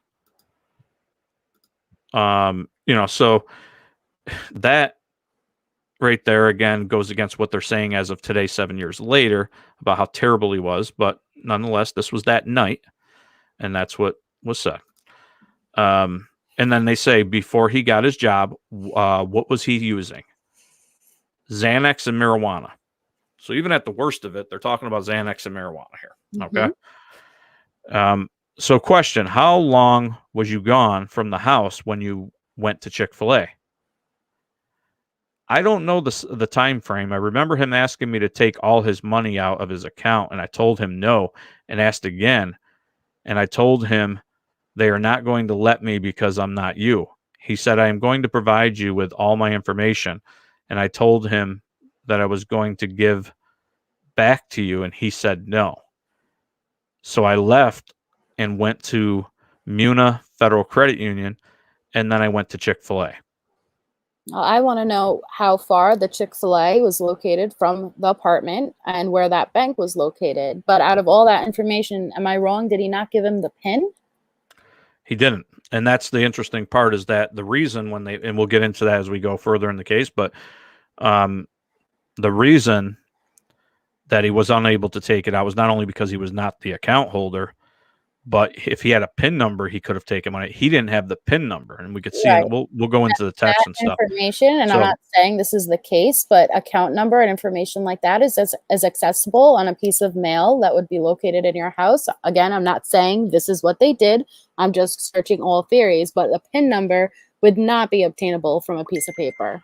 Well, also, let's remember this. He did, previous to this, send Whitley his account number and his information, and did try tell her to go to the bank to take money out to pay, I don't know if it was rent or some bill, but we'll get to that too. And he did give her that information, and when she tried, she texts him and says they would never allow her to do it because she was not the account holder. So he had already known that an account holder couldn't do this, and then he couldn't even take money out from like an ATM or doing it because the teller said he needed the PIN number. So they're saying, well, Christian told us this because, yes, technically they have a text messages from Christian's phone. Remember, and this is a huge if Christian is dead already, right? Somebody else has access to his phone. They're sending that. Why, if Christian was truly alive and he wanted him to get the money out so bad, why didn't you just send a text asking for the PIN number? The PIN number would have got you the money. That's what Christian wanted. But that was never done because whoever was on the other side of that phone didn't have that information. That's what it tells me, in my opinion. Right. And you can't rely on text messages to say, oh, well, Christian was the one texting him. No, you have no idea who was the one texting. Well, we already know that she had the phone. I mean, she had his phone up until the police threatened her that no one's leaving until they find it. Then she pulls it out. And yes, his uncle Chris, some form of money out. If he had that PIN, yes, it would be probably about an 800 max limit. You'd be able to take $200 out 4 times before that bank would strike in and say, no, you have to wait a certain amount of time before taking out more. But with the PIN, he would have been able to obtain some form of money from that account. Exactly. And if they had that PIN, I really believe that money would have been taken out that day. So why did he ask you to take all his money? So he goes on saying, I know he had a bad temper and he always getting mad over Whitley and her cheating because he was always gone. so they asked, he asked why did he ask you to take all that money out of his account? And he says, honestly, I don't know why he wanted me to take the money out. He always he always making irrational decisions like that. I know he had a bad temper and he always getting mad over Whitley and her cheating because he was always gone. So he isn't even able to come up with an answer because this is right after it as to why did he want you to take the money out of the account. He doesn't know. Right. And But he that's didn't think a to, big thing, that you wasn't, know? this was a guy, by the way, who had just put, this is your friend that just put a gun to his head. Now he's telling you to just clear out his bank account. If I'm Exactly. sitting here with you, Melissa, and I saw that you just had a gun to your head, I had to coax it out of you. Now you're telling me to take all your money out of your account as I'm leaving to go to Best Buy. Oh, but by the way, here's your gun. You're calmed down. You're fine now. Right. Take your gun and your ammo. Just don't use it, okay, buddy? Does that make any logical sense to anyone here? No, and in the same breath saying he never showed any irrational behavior, that would be concerning. It's not, but you have to remember in this moment, it's adrenaline, it's shock, no matter what the situation was. So it's not like someone has time to think thoroughly out all these details. So that's what Larry meant. And I agree with him when this is the most accurate information you're going to get, because there wasn't a time to really think this through and give, if they were trying to cover something up, give any kind of, better information. This is what we have to go off of. And so far, it's just not adding up. Exactly. And that's why they do force on, trust me, I know coming from a family of lawyers, police officers, troopers, that the last thing they enjoy doing is interviewing any people, friends or family, during or right after a tragic event like this. They hate doing it, but they have to, because it's when everything is freshest and they got to dig down the details, and it's so that they get them on the record. So this is the record. 7 years later, I'm not buying a word. So where did you put the gun when you took it from him? He asked. Oh, by the way, other than today, he asked this question. Other than today, has he ever put his gun to his head and threatened suicide? No, sir, not to me. Today is the first day I ever saw him put a gun to his head. Thank you, Kate. And thank you for being here. I appreciate it. So then he goes on, where did you put the gun when you took it from him? I put it behind the curtain where he couldn't see it. How did he get the gun back? Before I went to Best Buy, I gave it back to him and told him to put it up and unload, and please don't touch it anymore. Yeah. So he's telling you to take all of his possessions, his money out of his account, drain it all. He's got to be back to work in 3 hours ago. So, and you're just wandering off to Best Buy to stare at some speakers you don't have money for. And by the way, take all my money. Oh, by the way, you seem great. Here's your gun back. So anyways, he goes on. What did he say to you after you gave him the gun back? And he says, he didn't say anything to me. He just sat on the couch smoking his cigarette. Question. You knew he was upset. Why didn't you just keep the gun instead of giving it back to him? Answer. I couldn't take it with me. Well, you said he didn't know where it was, so you could have left it hidden. But all right, I couldn't take it with me, so I had to tell him where I hid it. Question. Is there anything else you would like to add to your statement? Any questions of me? No. Is your statement true to the best of your knowledge? Yes, sir. Signed by Wilbert. So I'm not going to go too much into that. We all saw it. We kind of went off on what we think of it on certain points. I think what's most important here is a couple things. Keep in mind what he says as we go on now to Whitley's. Keep in mind the lack of follow-up questions from them. And keep in mind that this is a legal document signed under penalty of perjury. That's a law, period. Anything in these statements that have clearly been contradicted on live, whether it's YouTube or not, live shows right now, and have been contradicted by these, mean that you are guilty of, at the very least right now, perjury. So, and that's a very serious charge. It's a felony. So keep that in mind as we go on now to Whitley's statement. And if I could find it. Tell me if you see it. Oh, it's way too small for me. Oh, are you on your phone probably? No, I'm on my laptop, but it's still very small. Is it? I feel bad. I try to blow it up, and No, I you're can't see doing it. fine. All right, so we got Whitley here, and now this is going to come her statement.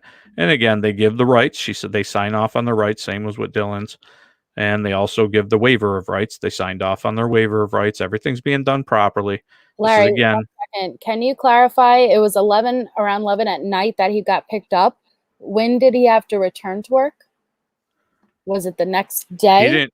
No, he didn't get picked. He got picked up that morning. Yeah, that morning.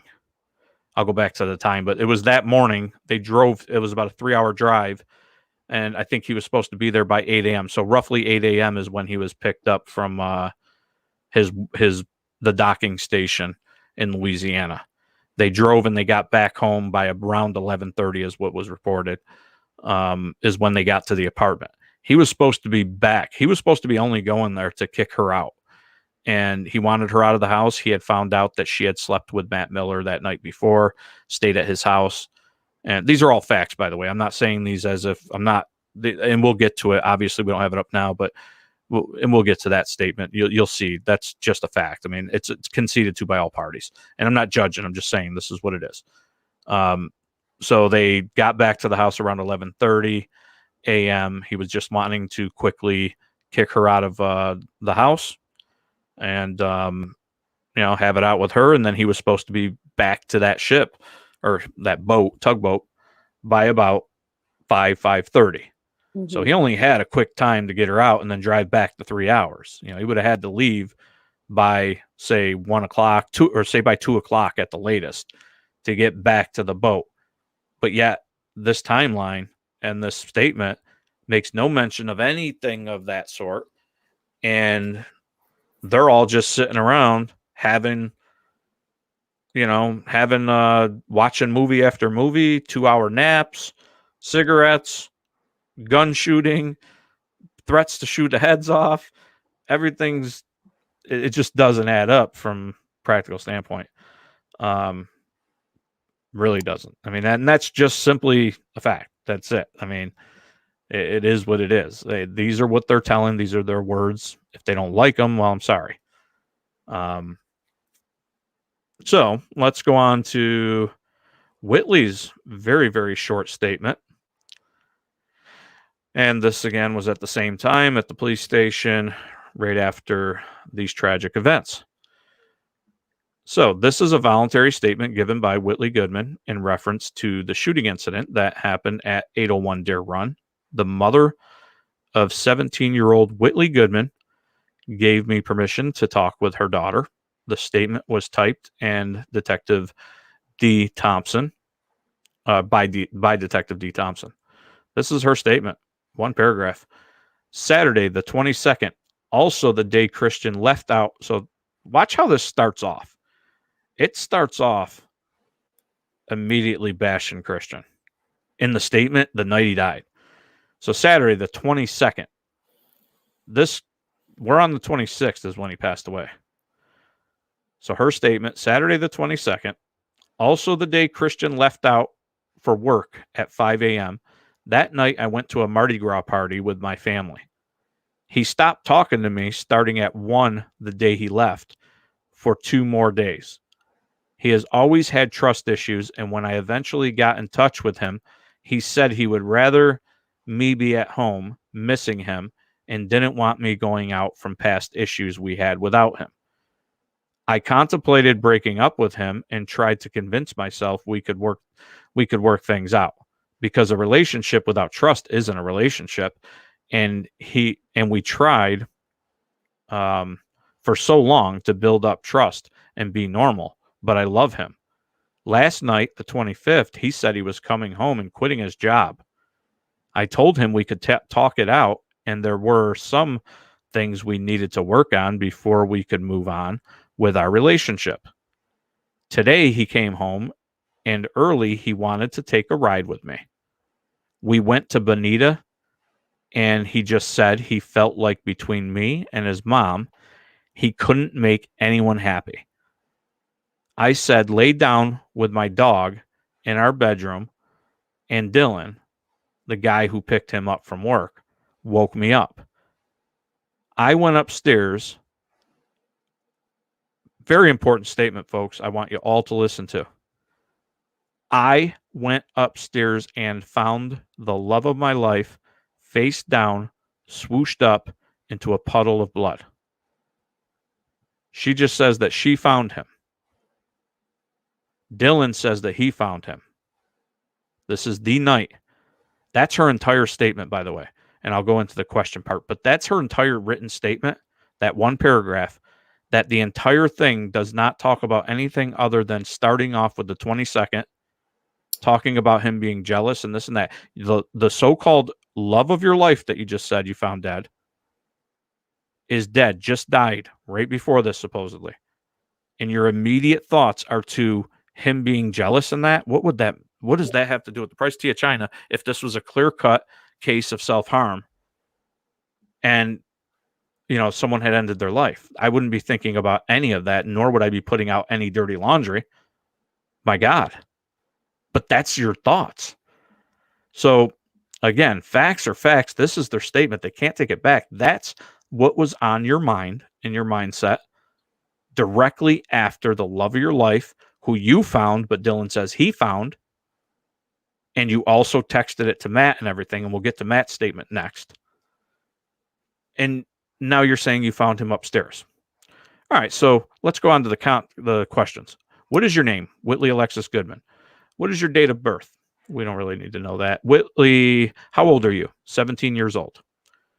Whitley, has Christian ever talked about hurting himself? Very important question. Whitley answers, I don't think so.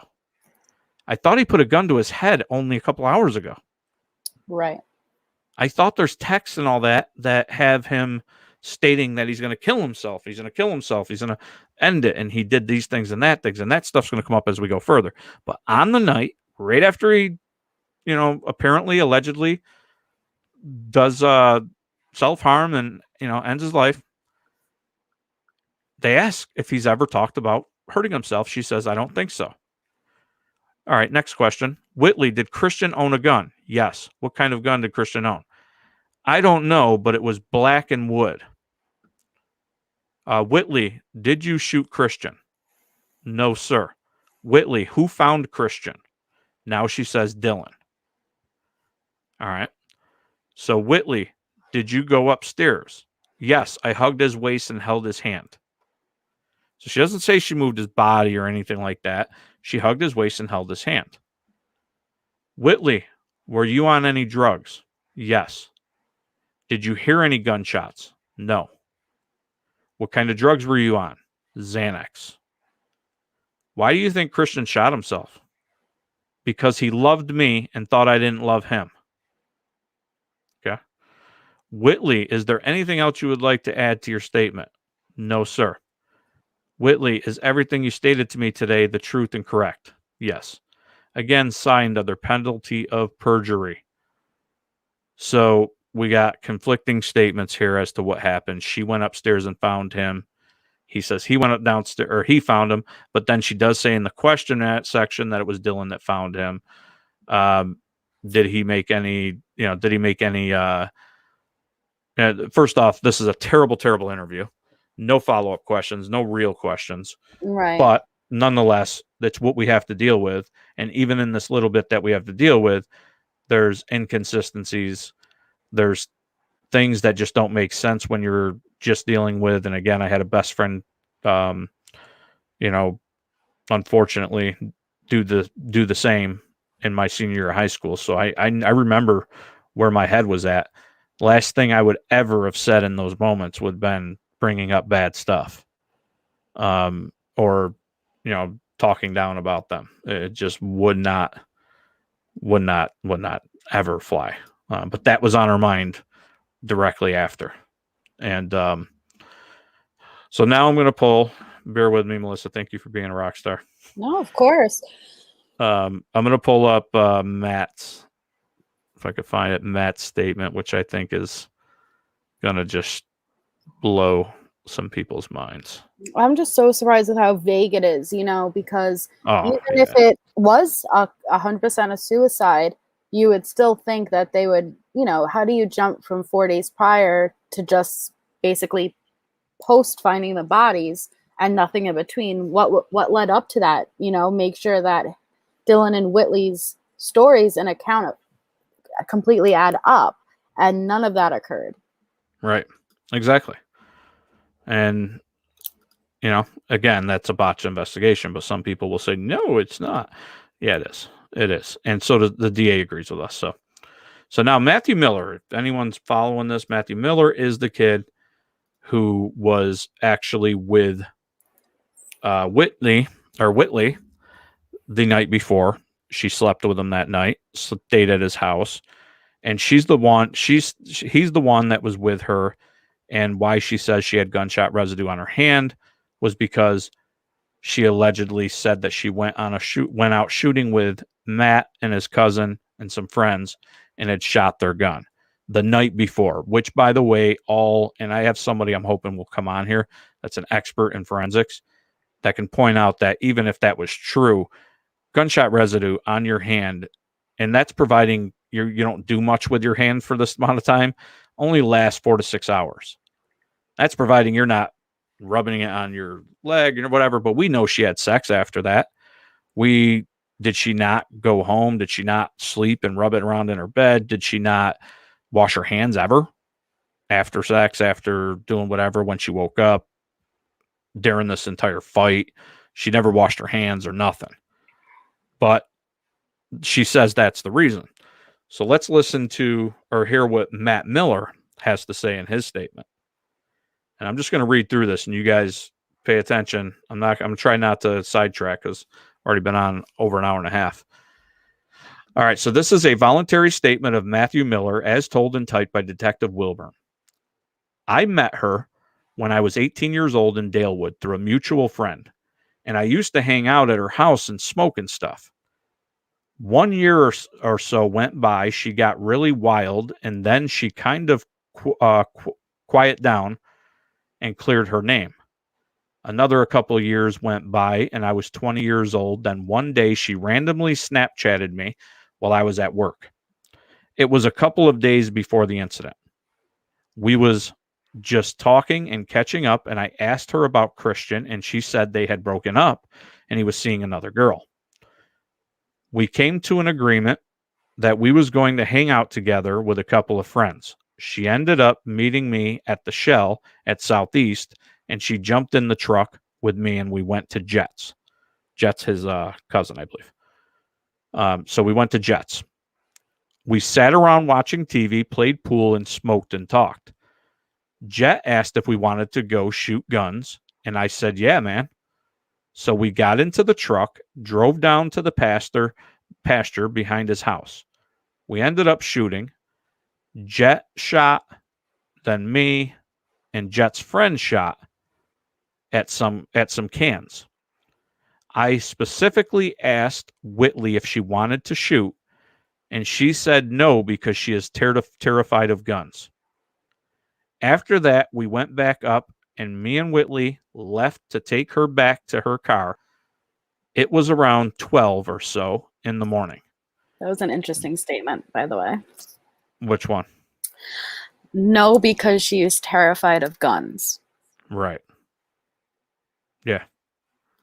He says she was terrified. And then he says in his interview that we see on video years later, he reiterates this and sticks to it, that she said that. And that he had to even she was sitting in his lap and he had to hold his hands on her ears because she didn't want to hear the loud sounds of the guns. So anyways, he goes on, went back to the Shell, and I asked her if she wanted to stay or drive home, and she said that she wanted to stay. She came over, and we ended up having sex, and we went to sleep. The next morning, we woke around 6:30 or 7. I was already late for work. I walked her to her car, asked her if she was good to drive to Christian's, or asked her if she was good to drive, and she said yes. So we parted ways. I went to work, and I guess she went to Christian's. I worked from about 7:45 till 3. I was in Russell at the time working at a factory.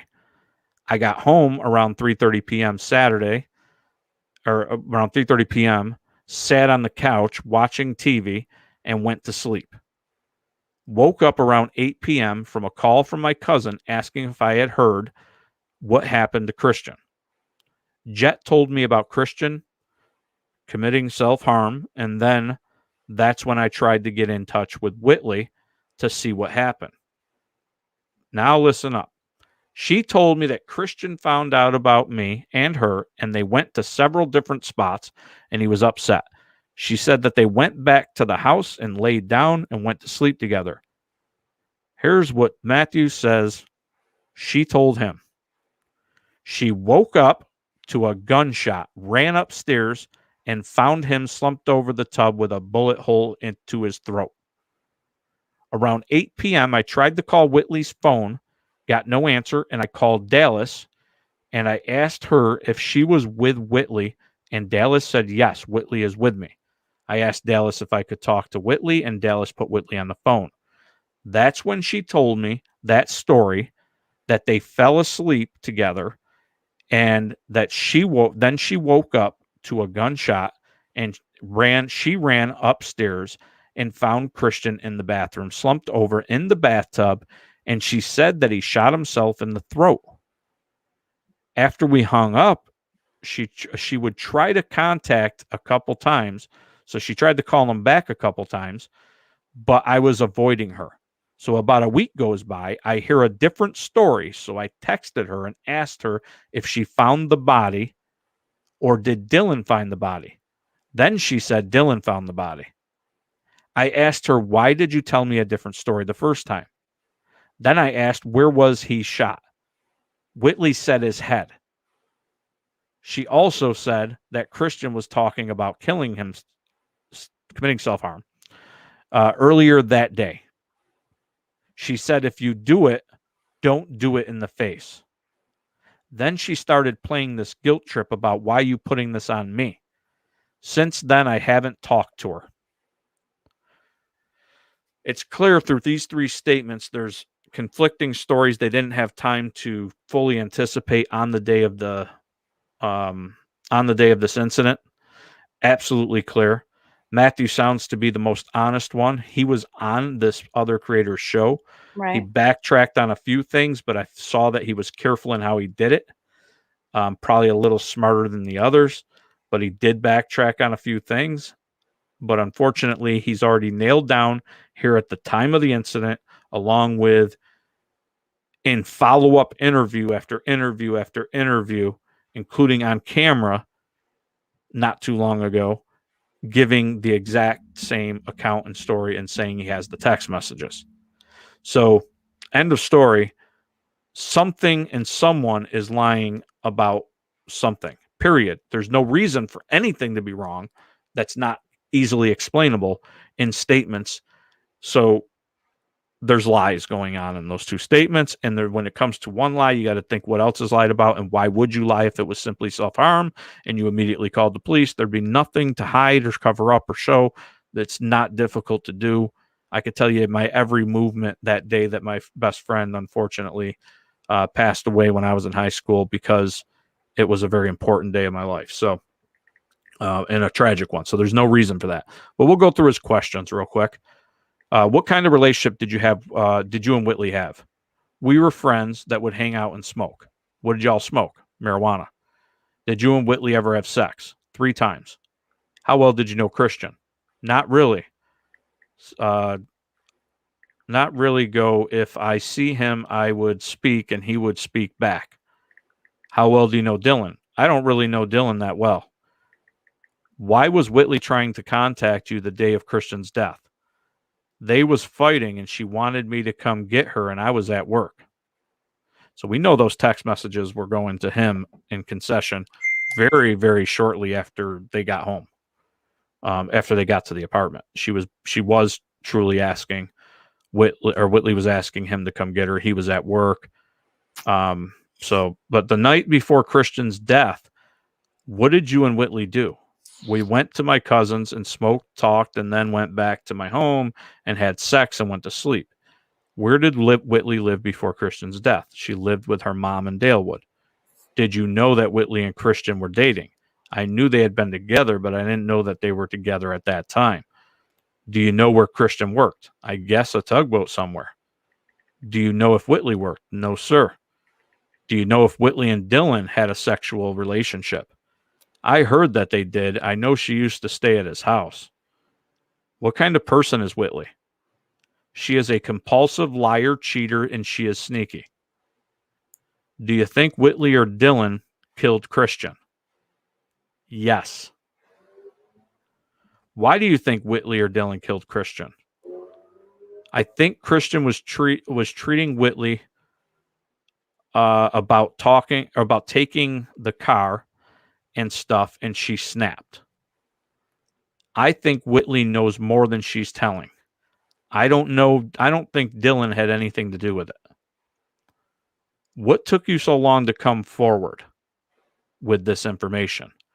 I didn't know who I needed to talk to about it. I didn't know if it was a rumor or what. Is there anything else you'd like to tell in your statement or any question to me? No, sir. Is your statement true to the best of your knowledge? Yes. So they say it takes so long. It was less than 2 months later that they did this interview after the incident. So it was still fresh. Long before all these people are claiming that, Ray and social media and all this people harassed them and made them believe things and all this. This was relatively right after the incident as well. He's been consistent in these statements all along, including on national television, where he stated again, she was a compulsive liar, cheater, and a sneaky. He stated, do you think Whitley or Dylan killed Christian? Yes. He goes on to tell why. He's very close to the situation. He had no reason to lie. These are things, after reading these 3 statements right away, there's people lying, period. People are lying. And if it's just simply a self-harm case, why would you lie? What is the reason for lying? What do you think, Melissa? Well, like I said before, even if you have to lie about the most minute, irrelevant, insignificant thing, it opens up the possibility for many lies, and it's to cover something up. I think Whitley had a lot to lose if Christian did break up with her.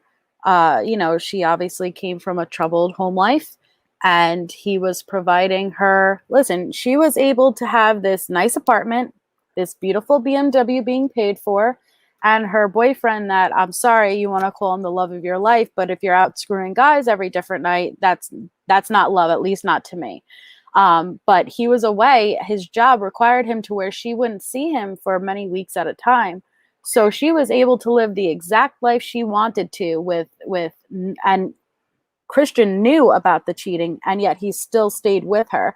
So I'm sure she felt like she was able to get away with it over and over again. And in this particular instance, maybe that wasn't going to happen anymore, and he was done. And I think that people who are desperate do desperate things, but that's just my opinion. But there are many contradictions so far, and I think Matt Miller's statement is very revealing in many different ways. Yeah, I think you summed it up perfect, and that's what I'm thinking. And I'm just saying, when people say herd mentality and when do they get to move on with their lives, this, that, and the other thing, it's an active case. They're suspects in an active case that has not been ruled self-harm, is ruled undetermined.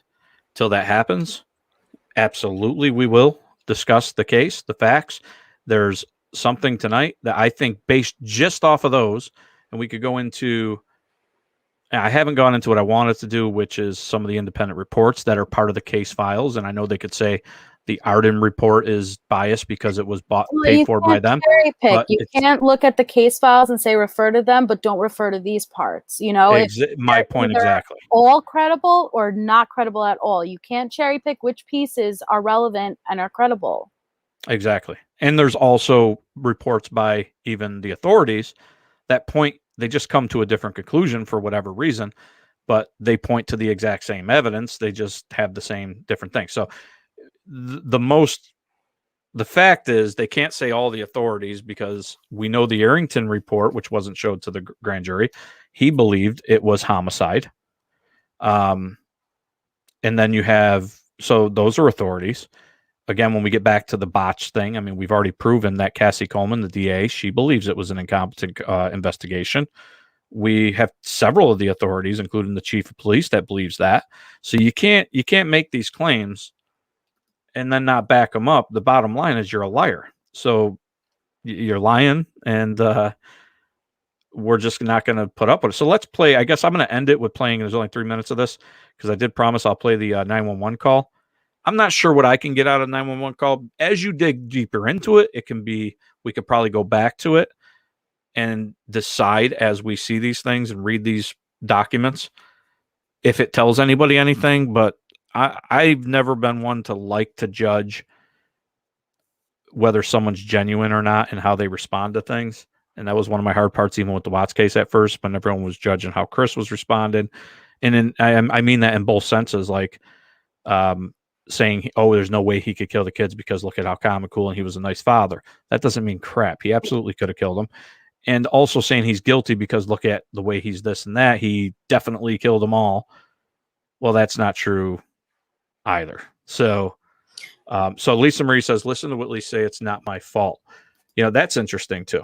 And we'll listen to this right now, unless you have something real quick, Melissa, before I play this. Nah, I just would look forward to if, we're able to, during the next live or whenever, really go and do a deep dive into Christian's body itself, the position, the ballistics, the forensics, blood splatter, because that's really what I look for in regards to determining, what had taken place. Yes, everything is relevant and it plays a part, but that's really the key to this, in my opinion, and I look forward to going through that. Me too. I agree, and that's why I'm going to hold my definitive. I had a final verdict, at least on one of the three possibilities, done ready for tonight at the end. But I'm going to hold off on that because I think I want people to see the scene in the bathroom before, so they could see why I came to my final verdict on one of the three outcomes, and then we can move on to the others that are going to be a lot tougher for anyone to come to that. So, but yeah, I'm going to play this. I'll mute myself too, so people hopefully can hear it. And this is the actual 911 call, Dylan calling. And I won't give any commentary. I'll just let everybody listen.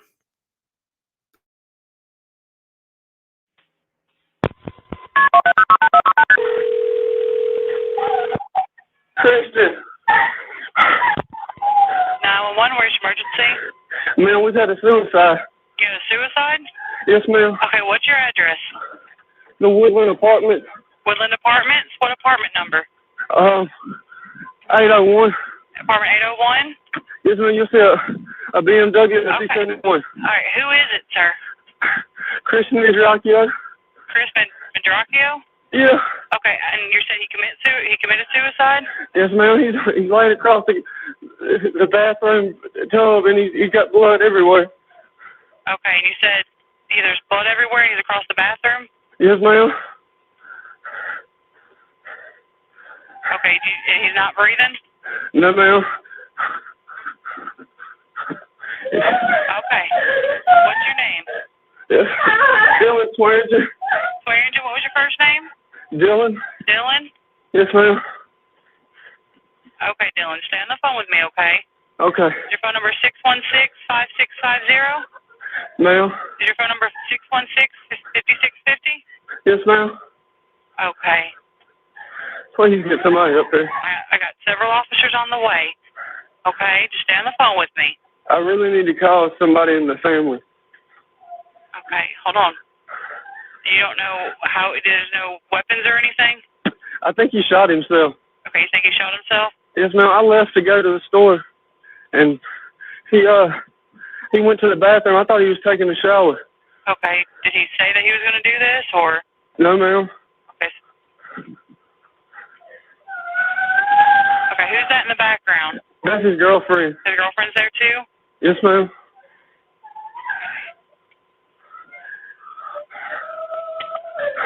What's her name? Whitley Goodman. Whitney Goodman? Whitley, yes, ma'am. Okay, she's not. Okay, she's trying to touch anything. Okay. Whitley. Is she with him? Come down here. They don't want you to touch anything. Come on. Just trying to. If it, Come here, Whitley. Come here. okay, Come here. what's Whitley's last Come name? here. Ma'am. What's Whitley's last name? His last name? Her last name. Goodman. Goodman. Okay. I do got several officers on the way, and we do have the ambulance on the way too. Okay. Whitley, come here. Come here, Whitley. Now, I really need to call a family member. Is that okay? Okay, hold on. Can I put you on hold? Okay, hold on 1 second, okay? Come here, Whitley. I know you can't calm down. Please. Please.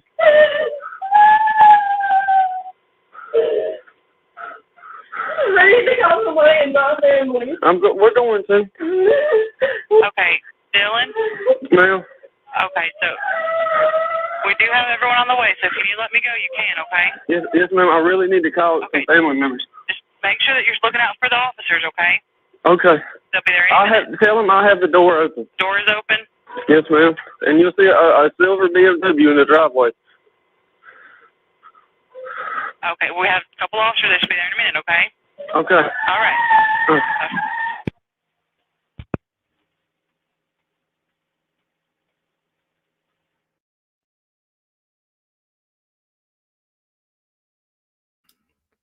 All right, so I mean that's the essence. There's others files and stuff that go on. I see some of the comments that it can't be faked.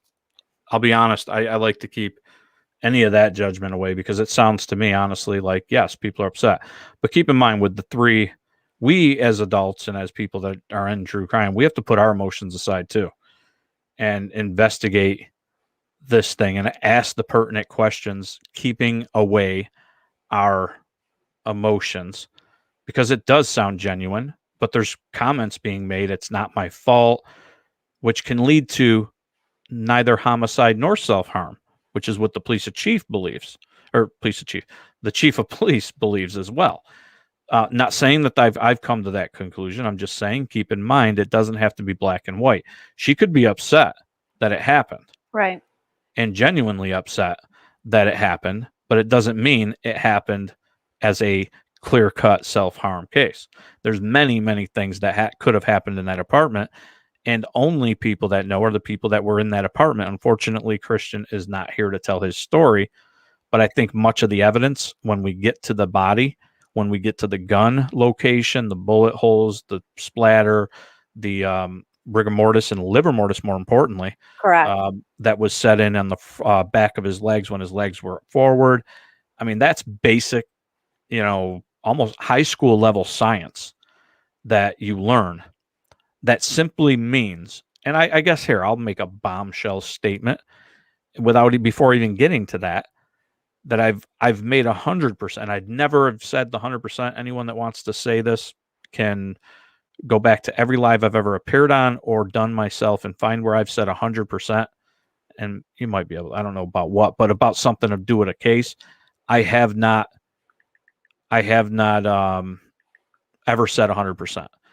There's one thing I can say in this case with 100% certainty based on all of my research and spending so much time today talking to not only an expert in forensics and all that, but some legalese people. This case was absolutely not a clear-cut case of self-harm. It didn't, and even if it was self-harm, you have to ask, why was the scene altered? So what I'm 100% sure of is that the scene was altered and staged. That's not even a question. Not even a question. It was, and we'll get to that in the future, so I understand I'm making that comment. But we're going to get to, you're going to see why based on what we showed tonight and what we are going to show what happened in the bathroom, the science, the forensics, like Melissa talks about, the science, the forensics, the evidence. That stuff doesn't lie. It said for, it tells a story, and there's so much evidence in these case files that they like to tell everybody to read. Those case files tell you exactly what happened, at least after Christian unfortunately passed away. And that was that his body was gone for far longer than that 444 call, as in hours earlier. That's just science. And then things happened somehow, some way. And then the scene was staged. And that's for sure. Now, could it have been an accidental thing? It could have, but that begs the question, even if it was an accident, why not just call? Were you just scared? And that was why you're saying it's not my fault. I don't know. Again, that's a possible theory. Could it have been a stick up gone wrong? That could be. Could it have been a straight up homicide? That could be too. I'm not saying any of those happened. What I'm saying is the scene was altered. The scene was staged. Now we have to ask what happened. It was not a clear cut case of self harm. Well, I'm just curious how, because I'm just trying to put myself in that kind of situation. And if I had found my friend slumped over the tub, I wouldn't necessarily assume it was a suicide at all. I would assume what happened. Did someone come in and kill him? So, that's just a flag that sticks up for me. But you're right. And, I don't mean to cut you off, but you make a good point, because as we get into the evidence, there were clearly 0 fingerprints, which is odd, and the police chief agrees. Yes. There were 0 fingerprints on the gun, so she didn't touch it. Being handled by multiple people throughout the Right. day. How many times when he held it to his head, you took it for him, put it behind the windowsill, then you picked it back up from the windowsill, gave it to Christian, and then Christian again, in the act of suicide, you would think there would be fingerprints all over that gun. Right. And there's no fingerprints on the gun. So that tells right away you didn't see that there was a gun inside that bathroom when you went in there and hugged him and saw him. And even the EMS, if you read the reports, and we'll get into the reports, EMS never even saw the gun at first. They didn't find it till later. And when they saw it wedged in between his leg and the tub, and then they had to realize it. And then, of course, the gun, once they did find it, and this was another lie that was told on this panel where the suspects were on, or one of the suspect was on, a lie that it was uncocked by EMS. It was not. On this gun does not uncock itself. It's in semi-automatic 45 camera, and it when you shoot it and fire it, it automatically reloads and cocks itself, and it's ready to shoot again. Anyone knows it has to be manually uncocked. Well, let's face it, if Christian put the gun to his head, pulled the trigger that close range, he does not have the time to grab the gun from his right side, uncock it, and then put it on his left side, pointing out the other way in between his leg and the thing. That's physically impossible, and it was not uncocked. What they said is they made it safe. This person is trying to twist words around from making safe into being uncocked, when the reports clearly show they found it uncocked. So does the pictures. So they did not uncock it. Just to address Jen Lou, because she said, I think we need is to ask someone familiar with that type of gun. Your subscriber, Delyn, actually was in the chat last time, and she said that she has that exact gun, and she would even be willing. She did a reenactment as far as in that same space, closed space with the door shut, and firing that gun and the sound it would make and travel, as far as Whitney not waking up to it. And she said she would absolutely be willing to even live record and show. Yeah, she's got a video. She emailed me. She's got a video of that too. I'll get her permission to share that too at a future time. But yeah, that's something easy, Jen Lou. That's literally easy to do. I mean, first off, it's in all. You could do that research fairly easily nowadays to figure out the gun. Even the reports show that it is. There was also talks about whether or not there was a hair trigger. We'll get into the evidence here, but I'll just say right now that it was sent for a hair trigger test, for a pull test, and the gun had a 4.5 pound weight that it needed to pull it, which means ultimately it did not. It was not. The gun was not modified. The trigger was not modified. It needed full force to pull the trigger, so that was not the case. And the latent fingerprints she's talking about, I didn't see that. So we'll get to that, though, I promise. This is a big case, a long case. It's been 7 years. No way I can answer every question tonight. And like I said, it's been over 2 hours now. but I promise you we're going to get to it all. What I can tell you now, though, is I don't care about the drama. I don't care about the emotions. What I care, and I will not tolerate attacking any more of his family, any more of this attacking him, because what he said and all that means nothing. How many times I said I'd kill myself when I was a young kid, probably a teenager. Yo, I don't care. We'll be out tough playing in the streets. Yo, I'll jump off this bridge right now. I don't care. I don't care if I live or die. Man, he said, I grew up listening to hip hop my whole life. Anybody ever listen to Biggie's album, Ready to Die? Shoot. There's a whole song. I wish I could sing it right now. If I die, I'm not even going to go on with it. But anyways, the whole song's about committing suicide. It's kind of a pop cultural type thing. That doesn't mean anything. And even if he was suicidal, it doesn't mean he committed suicide that day. It doesn't mean he committed self-harm at all. It doesn't mean, or it could be something as simple as it was an accident. Someone went for it and whatever. But then that begs the question, why'd you tamper with the body? Why'd you stage the scene afterwards? And why'd you wait so many hours to call the police? Something else happened. And that's why I'm saying I can make a definitive statement tonight. Agree with me or disagree with me. But I can make a definitive statement based off the evidence. It's all out there. And I think many professionals, including the chief of police. So if you disagree with me, call up the chief of police and disagree with him. It was a staged scene. The gun was wiped down. And these are professionals. When you all ask for professionals, you like to pick and choose your professionals. Well, I'm picking people that are on the opposite side of me tonight. That's Cassie Coleman, the DA, who said it was a botched or said it was an incompetent investigation. And I'm also picking the chief of police, who everybody dislikes because these people haven't been arrested, so on and so forth, who said he doesn't believe that this was a case of self-harm. He believes that it was a staged scene, and he believes it was somewhere in between. So I'm willing to make the definitive statement tonight that this was a staged scene 110%, and he died much earlier. Everything backs that up. You can disagree all you want. I respect it, but the science, the facts, and the professionals agree with us. That didn't happen. So we're down basically to two options. Was it an accident or was this a homicide? We could put to rest. We could put to rest whether this was a self-harm case once and for all. This was either an accident or a case of homicide. And if Dylan wants to come up and tell us what happened, he's more than welcome. And if people want to be bullies, come over to my channel and bully.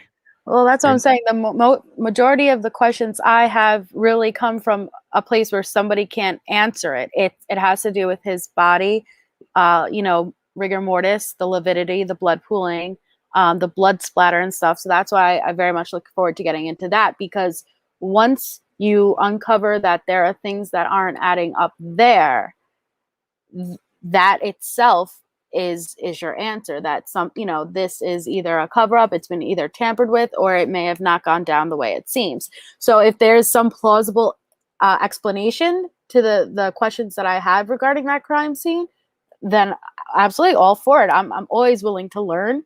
But I have a few, damning questions regarding that crime scene, because science doesn't lie. Facts don't care about your feelings, so I don't really go by what someone says. I go by the science, and the science of that crime scene and his body doesn't add up as far as I've seen. Yeah, I absolutely agree. And so Jen Lou's saying, if it happened hours before 911 call and the gun is so loud, how come nobody else called 911 that day? Well, I don't know. Guns go off. How did Dylan walk into that room and hey, Whitley, we got to find Christian. She woke up so easily from that, but she wasn't able to wake up from a gunshot? Yeah, I mean, you can't have your cake and eat it too, Jen Lou. If you believe that she slept through the gunshot, then clearly, if she could sleep through it in the same apartment and no one else in any other apartments heard it, people may not have been home. They may have been working. This was, remember, between 11:30 and these were daytime working hours. in an apartment, I would assume most people are working. Maybe not anybody call. I mean, I don't know. I grew up in the inner city, so we'd hear guns all the time. We never called the cops for gunshots. We Right. slept through. And honestly, I got to say, even with the sleep through thing, although I do find that hard to believe, I also at the same time am not willing to write off that she fully slept through it, because I know growing up in the inner city, we'd hear gunshots literally every night. We didn't know if it was fireworks or gunshots, and we didn't care. We learned how to sleep through it, just like sirens here. Like Right, you but hear she sirens all night long. We'd have our windows and doors unlocked. She said she woke up to a gunshot. But just to address the Xanax thing, yes, absolutely, Xanax will put you into a deep sleep. But you also have to take into account the kind of user this person was. If this was someone who, as we already know, she used Xanax on the regular, it does not have the effects that it would have on, say, someone like if I took 8 milligrams of Xanax, that would be more plausible of a reason why I would sleep through it and be knocked out. But she was a recreational user of this, and she was taking this often. So not saying it wouldn't affect her, just saying it's not going to be as affected as someone who never would take it. Yeah, you're right. I mean, honestly, I've taken Xanax before, and it really didn't do anything to me, but I literally, it was like taking an aspirin. But then again, I don't know. I didn't take it regularly. So yeah, Justin, but we only have his testimony to go off of, and he didn't say I had to shake her. Like I went in there and I was trying to get Whitley. He just said I went in and said, Whitley, we gotta find Christian. I'm going by what his statement said. Right, and I think what people are starting to get in terms of comments like that, or like Life Interrupted, and I respect their comments and opinions, but what it shows blatantly, and it's like this other show that got me so riled up on this, that 4-hour live, was everything was, it didn't matter what you said. For example, where they say that they were suspects and they say, oh, but no, the creator says no, but it was this or it was that, and I'm like, so now you're literally just you're contradicting and being hypocritical. You might as well just come out and have one show. Don't waste your time or waste the money of your subscribers with super chats and that every day, and just flat out say what you think happened, because you already know what you think, and lay out your case in a 2-hour monologue and get it over with. You get it out there. It's done. You're not open to everything anyone's saying. And, that's it. It's closed case, they think, but it's not. It's a wide open case that is in the hands of the Attorney General, not only in the hands of them opening it and still doing it, but it's been ordered by a judge that they receive a report on it by a due date of September. So yes, they've been ordered by a judge to investigate, and you're allowing them on there. I mean, I'm glad in a way, because it's great content and great information. But if you're so-called a defense attorney, you wouldn't be speaking at all about what your discussions are with this suspect, and you would not allow them on there if you cared about them above trying to get subscribers and views. I don't care about that stuff. I've had many people ask me, I hope you're not leaving Watts. Look at tonight. I've been around 300, 200, and 300 people in here, when usually I'm up around 800. And I don't care. People say, oh, I'll probably get messages. You didn't get as many super chats or whatever. That's not why I'm here. Quality over quantity. Yes, exactly. I'm not here for that. I'm not going to force that deserve I'm not going to force content and sit here and make fun of NK just for the sake of doing it, because I know people are going to flood into my chat and give me tons of super chats because I'm being funny and ripping on. That's not me. It's not my style. Anyone else can do what they want. I'm not going to do that. It's not who I am. I've always said I wouldn't do that. So I have a case here that's a huge injustice, and I'm going to speak on it, whether it's to 10 people or 100 people. Mm-hmm. Just to address that, you said that's you could cut me off. By the way, Melissa, you could cut me off anytime, because I'm long-winded. So just say shut up. That's why I put you on the payroll here. Your job is to shut me up. By the way, Amy Eck, let me just say thank you real quick, and then I'm giving you the floor. Amy Eck, thank you so much. I live out of the country. Gunshots are so normal around here. I'd never know a murder took place. Yeah, exactly. And although that was in the city, remember, this is a small city. It's still a rural area. So that's a great point, Amy. And thank you. And oh my God, Soul Sister, thank you so much. That's amazing. That is, wow. Thank you. And I messaged you. I don't know if you saw that, and I got to message you later, Soul Sister, because yeah, I saw some stuff going on that. Well, we'll discuss it privately. But thank you, Soul Sister. And Melissa, can you hold the fort down while I do the first time in the history of Just Larry that I'm going to actually take a bathroom break really quick? Do you mind? Absolutely. I will hold it down. Hold it down. The floor is yours. You go wild. I'm going to ruin your channel. I trust you. Okay. So, Jen Lu, just to address your comment that you said that's untrue about Xanax, anyone who takes 8 milligrams of Xanax will be knocked the F out. I disagree. My father, I have grown up with my entire life, is an avid user of Xanax. He takes 25 2.0 milligram bars just in the morning to get up, and he fully functions. So I firsthand know that, no, it depends on your tolerance. Now, I'm not saying that that's Whitley's circumstances whatsoever. I'm specifically referring to someone's tolerance who has built up. My dad literally takes 25 2.0 milligram bars and goes on with his day like completely normal. So yeah, it not 8 milligrams is not going to just knock anybody out. It depends on the tolerance that they build up. But I could take a 0.25 milligram and I'll be out till 2 days from now. But I just want to address that because I wish that was the case. But no. So let's go through the medication is different on everyone. People have different tolerances to medication and to alcohol. Not everyone is. Yeah, absolutely. And at least with Xanax too, it's a forgetful medication. So at least I know if I take it, I'm not going to remember anything that happened in that time frame. Little Miss says, I'm prescribed Xanax. I don't take it anymore, but when I did, 8 milligrams would not knock me out. 8 milligrams started my day back then. Yeah, I mean, it really depends on the person. It really depends on their tolerance. It depends on their metabolism. It really depends. Let's see. There's no way you have to be in 0.25. No, I'm not saying the doctor prescribes 25 2 milligrams a day. I never said that. I said that's what he takes. Let's see. I'm scrolling back up. Rocking out my Philly. I don't know if he's here. I don't think he is. But just in case Andog's out there, I'm rocking a Phillies hat tonight just for him and my fiance because they're both Phillies fans. I hate the Phillies. Again, you guys, I didn't say the doctor prescribed my dad 25 2.0 milligrams. I said that's what my dad takes.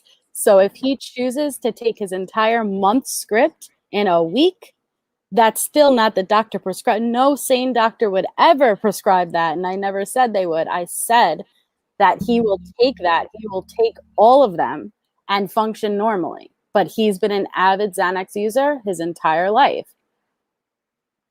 And yes, Xanax is addicting. Xanax is one of the few things that if you try to stop cold turkey, you could actually die. Yeah, that's why I didn't. I never took it when I was in my 20s. I got anxiety. They just immediately gave it to me, and so I'm like a hypochondriac. I don't like to take anything. Like, remember when I had my neck thing? Right. They gave me all those medications, and I was talking. I think Octavia's like, "Oh my God, what do they got you on?" So I started looking at it all. I'm like, "Wow, these are like controlled substances. This is the stuff that people get addicted to." So I stopped. I don't take them, but so I did the same thing with Xanax. I will take it. I keep it in my thing, but honestly, it's supposed to be a monthly prescription. And I don't think I've needed a refill in probably 6 months, maybe even closer to a year. Very, very rarely will take it. And like I said, I don't even feel like it does anything to me. It's more so like a placebo effect. Ugh. But again, I'm not used to it. I don't take it regularly, so I don't know. So these drugs, those are just blown out because it can affect people. Depends on their tolerance. I've seen little people, like I'm not, although I've never been into drugs myself, I grew up again in the streets. So, I mean, I know people that have been, a lot of them that are flat out drug addicts, drug dealers, all that. And I've seen people that weigh, 90 pounds soaking wet and they could freaking outdrink anyone I've ever seen. I've seen people that can take tons and tons, sniff a 8-ball to the head, and just sit there and go to work, do nothing, and no big deal to them. And then there's people that are big ass grown men, athletes, that you give them 3 beers and they're falling all over the place and acting a fool. So yeah, and definitely, I wasn't saying that it may not have affected Whitley at all. I'm just saying it affects everyone differently. That's it. Yeah, and you're right. Exactly right. Let's see. Knock me right out. Thank you, Kate Lily. It's the first time I've seen her. I'm a sober addict. We should never be disrespected. I absolutely agree. And I think that's what we're trying to do. And Melissa's doing a great job talking about it. Yeah, I mean, it's pretty bizarre. You guys don't have to believe me. I didn't say he takes it he takes Xanax every day, but like what he'll do is he'll take like a week off and then take that entire weeks and have a good day. So if anyone knows like an addict, they would know, like, you know, that's worth it for him. And yes, I've seen him take that, just pop it right in his mouth, but he'll able to function because he's used it his entire life. It doesn't affect him the way it will affect us. Right. Exactly. People build up a tolerance to these, and that's why a lot of people, when they overdose, and I think Matt made a good point on this, and this goes back to one of the things that really got me so mad when on that panel, the actual host of it was trying to tie up Christian's poor mother, who's a medical professional, saying that she treated one of their friends who had later died of an overdose, and that she was trying to all but blatantly blaming his mother for not only what happened to Christian, but also what happened to this kid. Absolutely disgusting. And even Matt, to his credit, came in and said, no, I'll be honest, no disrespect, but I don't think it had anything to do with any of that. What he did is he went to rehab and he was an addict. And I think after that, when he relapsed, he thought he can still take the same amount that he could before, and he overdosed. And that's what happens to a lot of addicts is people, when they overdose, it's usually after they come out of rehab and when they're doing it, because they think they still need the same amount. The same amount, and then your body is not used to it anymore. Right. It's sad. But I commend anyone who's gone through any form of addiction, and going to get treatment is not something you should be ashamed of. I don't know who's just said it. Alexis Lee, detox does not make you weak. And you are absolutely right. Going to get help is what makes you strong.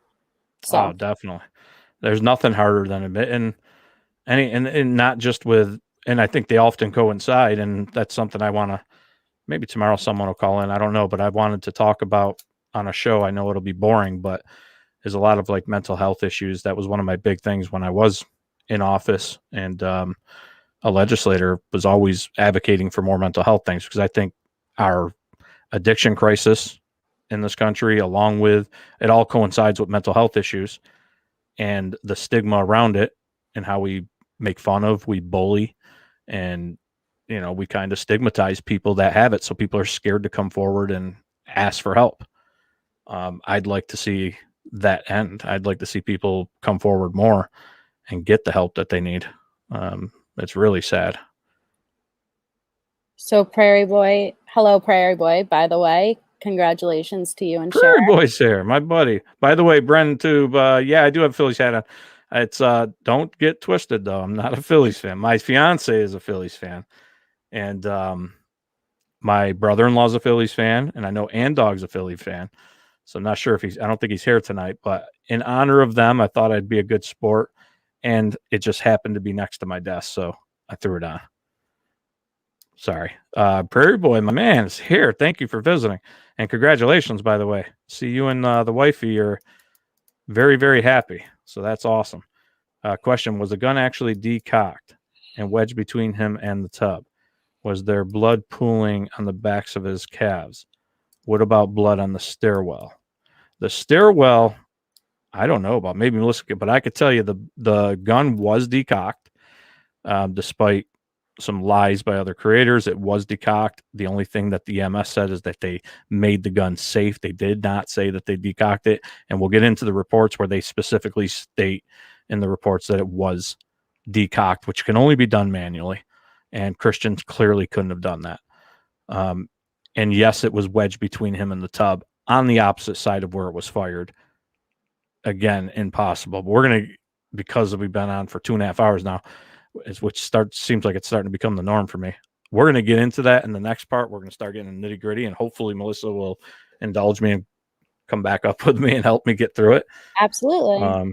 But yeah, I think we did a pretty good job. What do you think, Melissa? Yeah, I think it was definitely, it's going by the facts and the case, the case files and what we have and what we're able to break down from it. So it's not like, interpretation. I don't like going through, yes, text messages give us a background and it gives us kind of like, that base ground, of someone's mentality, but I want to go by what the scene said, what the statements were, the evidence. That's what I like. I don't really like to make assumptions. I don't want to put my feelings into it. I just want to go by, and that's why I look forward to getting to the body and, that the specific crime scene in that bathroom, because that's where most of my questions become erased. Yeah, I agree. I think we're going to, I think it's a heck of a case. I feel I have a very, very strong, much more so than even the Watts case, very, very strong grasp of it. So much that I could probably go live for a week and a half straight without even taking a break and still have stuff to talk about. But there's so much. It's been 7 years. We got to get through this step by step. So now hopefully everybody knows now from the first episode. I'll kind of recap here. The first episode was just reading how the narrative and everything was with the media. We're now going into, we did a quick debunking of some of the things. So basically, some people are saying that it's been ruled, it's over, it's ruled as self-harm.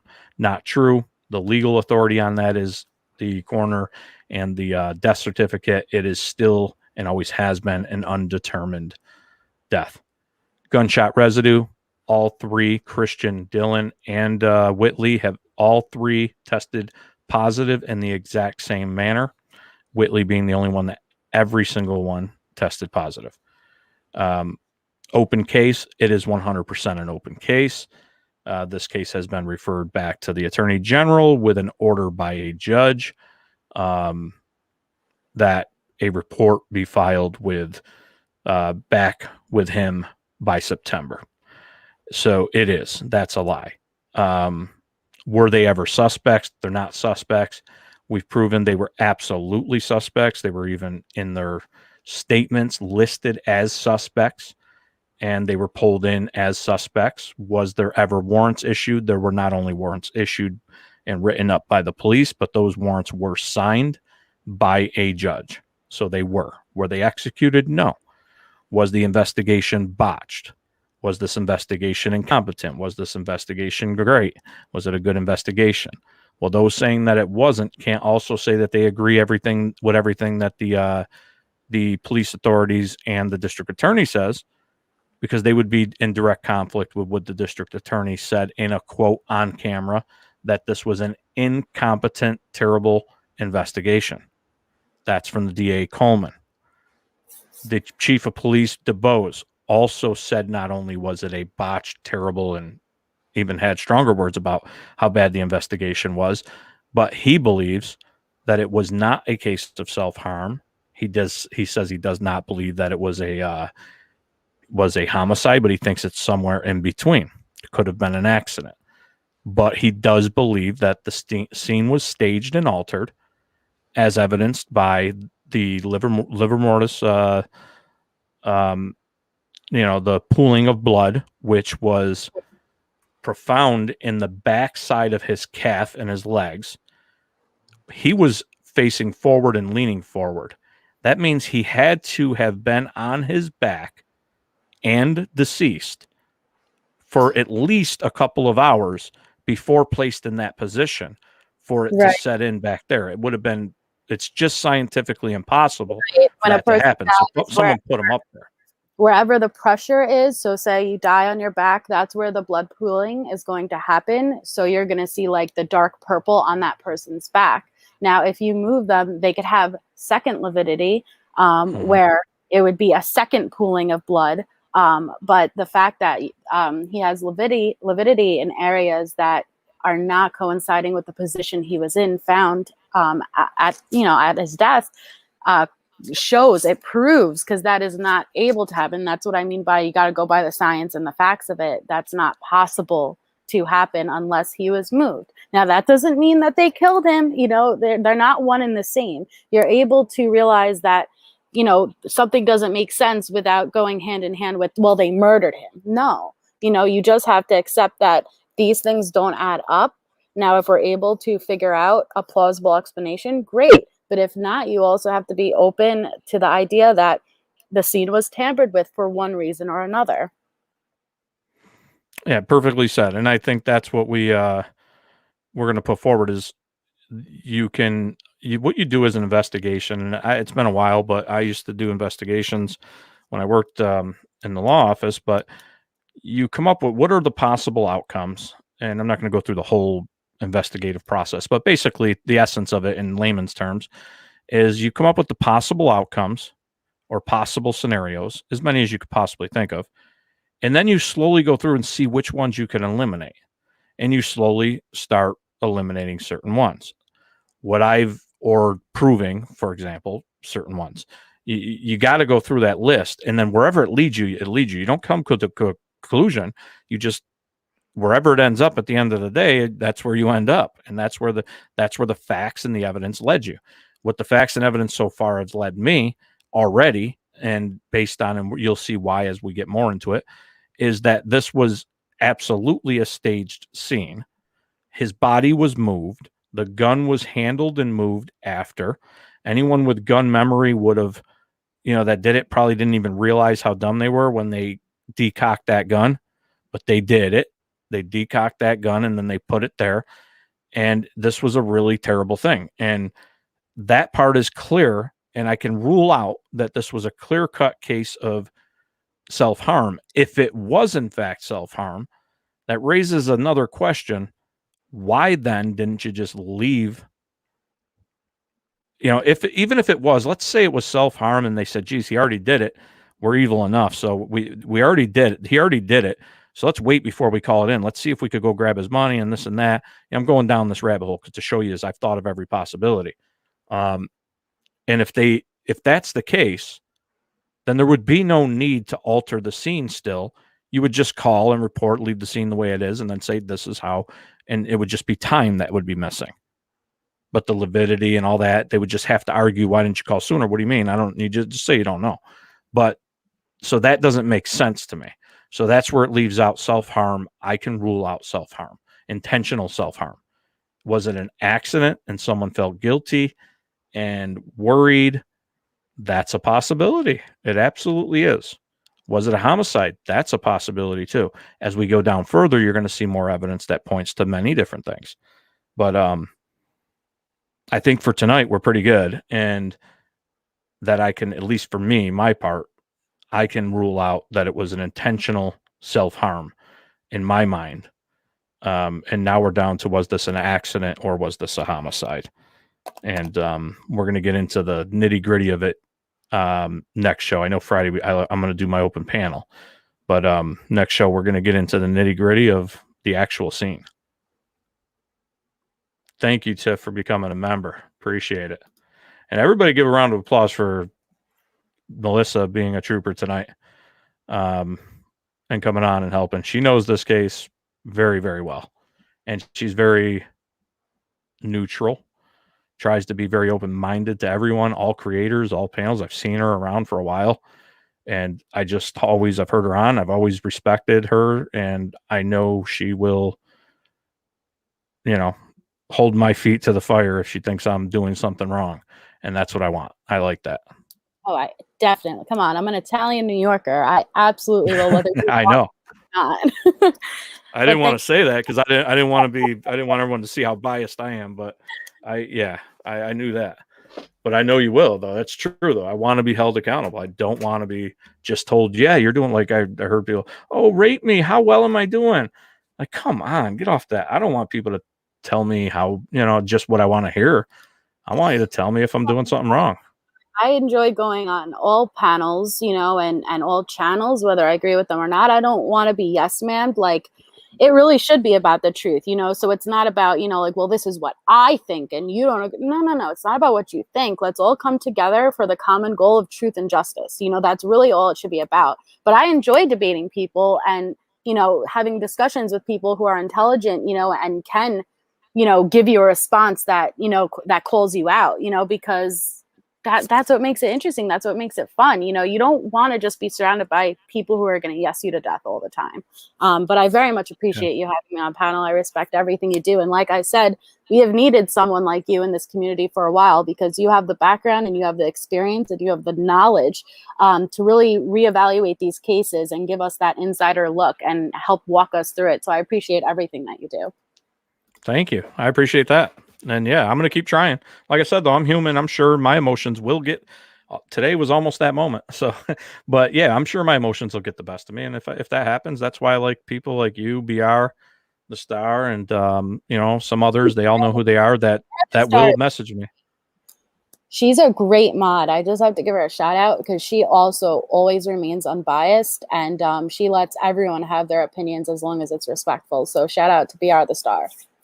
Yeah, she's a rock star. I went back and watched the last chat, and I really felt bad because I wasn't paying so much attention to the chat. I was trying not to because I wanted to focus, but although I did get sidetracked, but I went back and watched it, and I saw I was like, man, she's putting out fires left and right over here. Like, I told her tonight. That's why I said I got to address that situation. But tonight seemed to go much better. Everybody's been respectful, I think. I mean, I'll see if I get any, but so far everything's been good. And yeah, but again, she will, though. BR will message me. She has no problem messaging me and saying, Larry, this is a mess. You got to stop that, or you got to do this, or here's my advice. And I love it.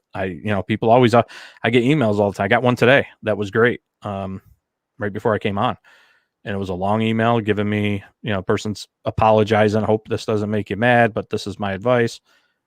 And I'm like, no, not making me mad at all. I appreciated the advice, and it pushed me forward to make me better.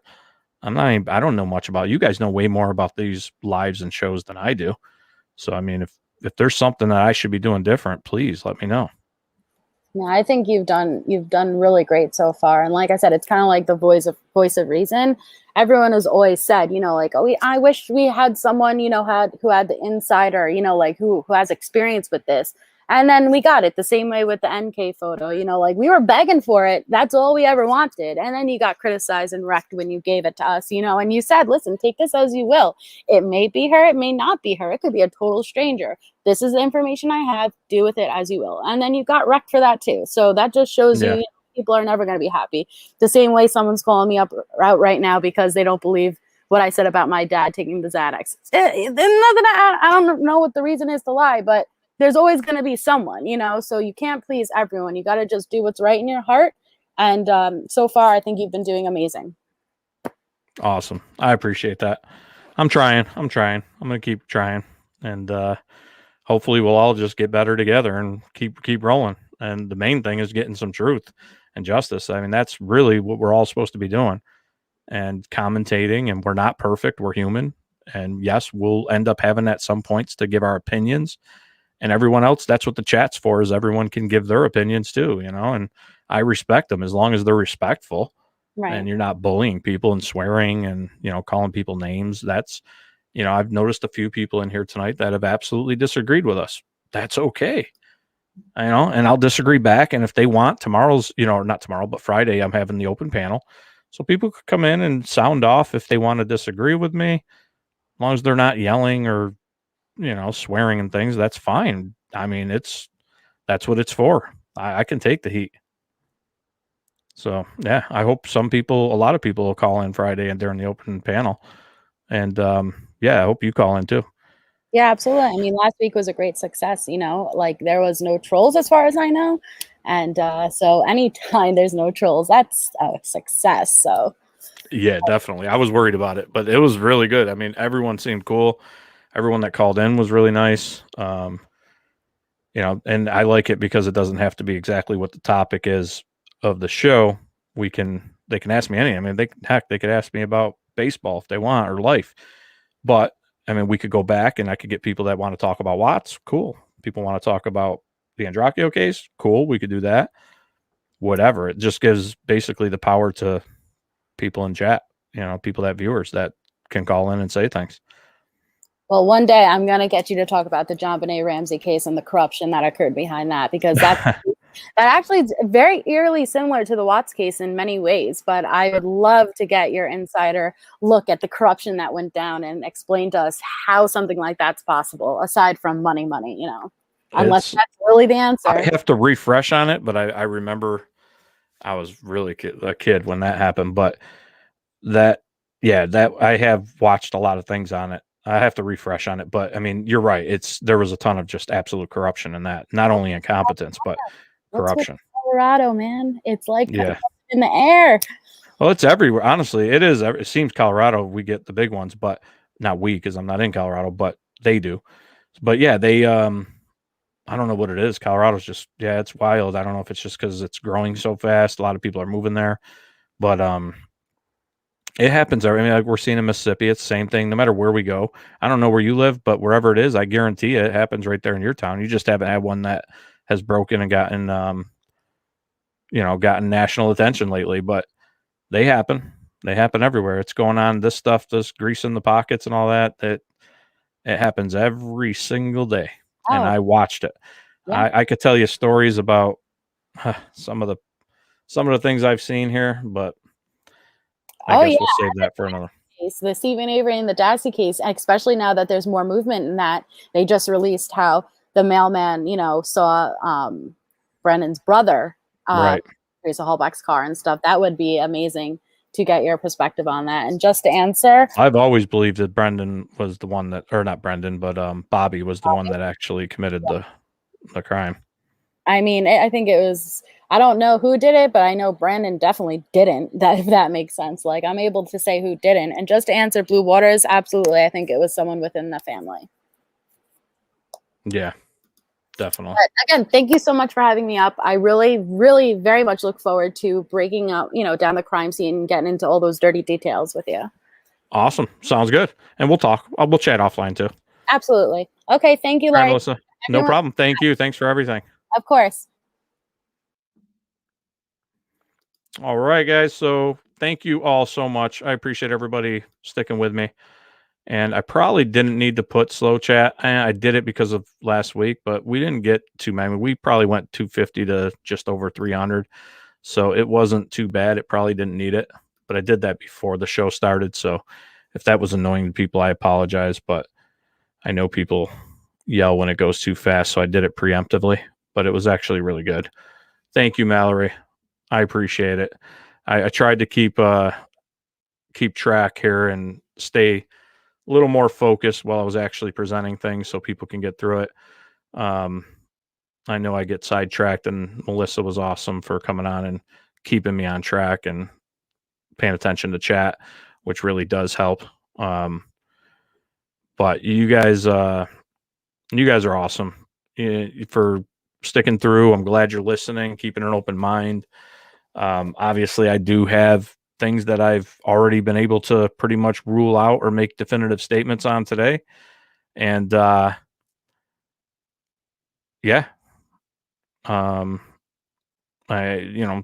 that's where the facts lead. So, and that's what we're going to keep doing. But outside of Philly, Delco. Nice. So you should be appreciating the Phillies hat here. Might even wear an Eagle ones. I'll win you over sooner or later, Jessica Lynn. I promise. Sooner, that's going to be my new goal. I'm going to win you over. She was like, your Robin Quivers, great pairing. Yeah, it was. It did go really well. I've been talking with Melissa for a while and watching her and, watching how she conducts herself on panels. And I've just been really impressed. And she's been helping me with the case, and she doesn't just agree to agree or isn't looking or asking for any. She just does it, and she's passionate and she's professional, and I loved it. So I'm just glad she took time out of her, I'm sure, busy life too, so to help out. And Jamie, what's up? Another New York Italian here. We're taking over YouTube. We're New Yorkers are taking it over. Little Miss, I do have a Cubbies hat. It's not upstairs. It's not in my office, but I do have a Cubs hat downstairs too.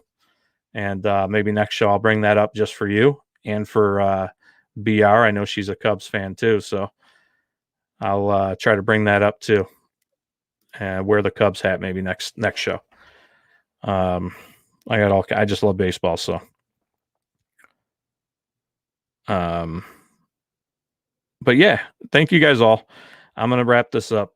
My shows are getting longer and longer. I've always said I was keeping to an hour and a half, and here we are pushing almost 3 hours again. So I'm gonna wrap this up, get downstairs. Thank you all so much. I really appreciate all the support, the chats, super chats, whatever, anything, just being here.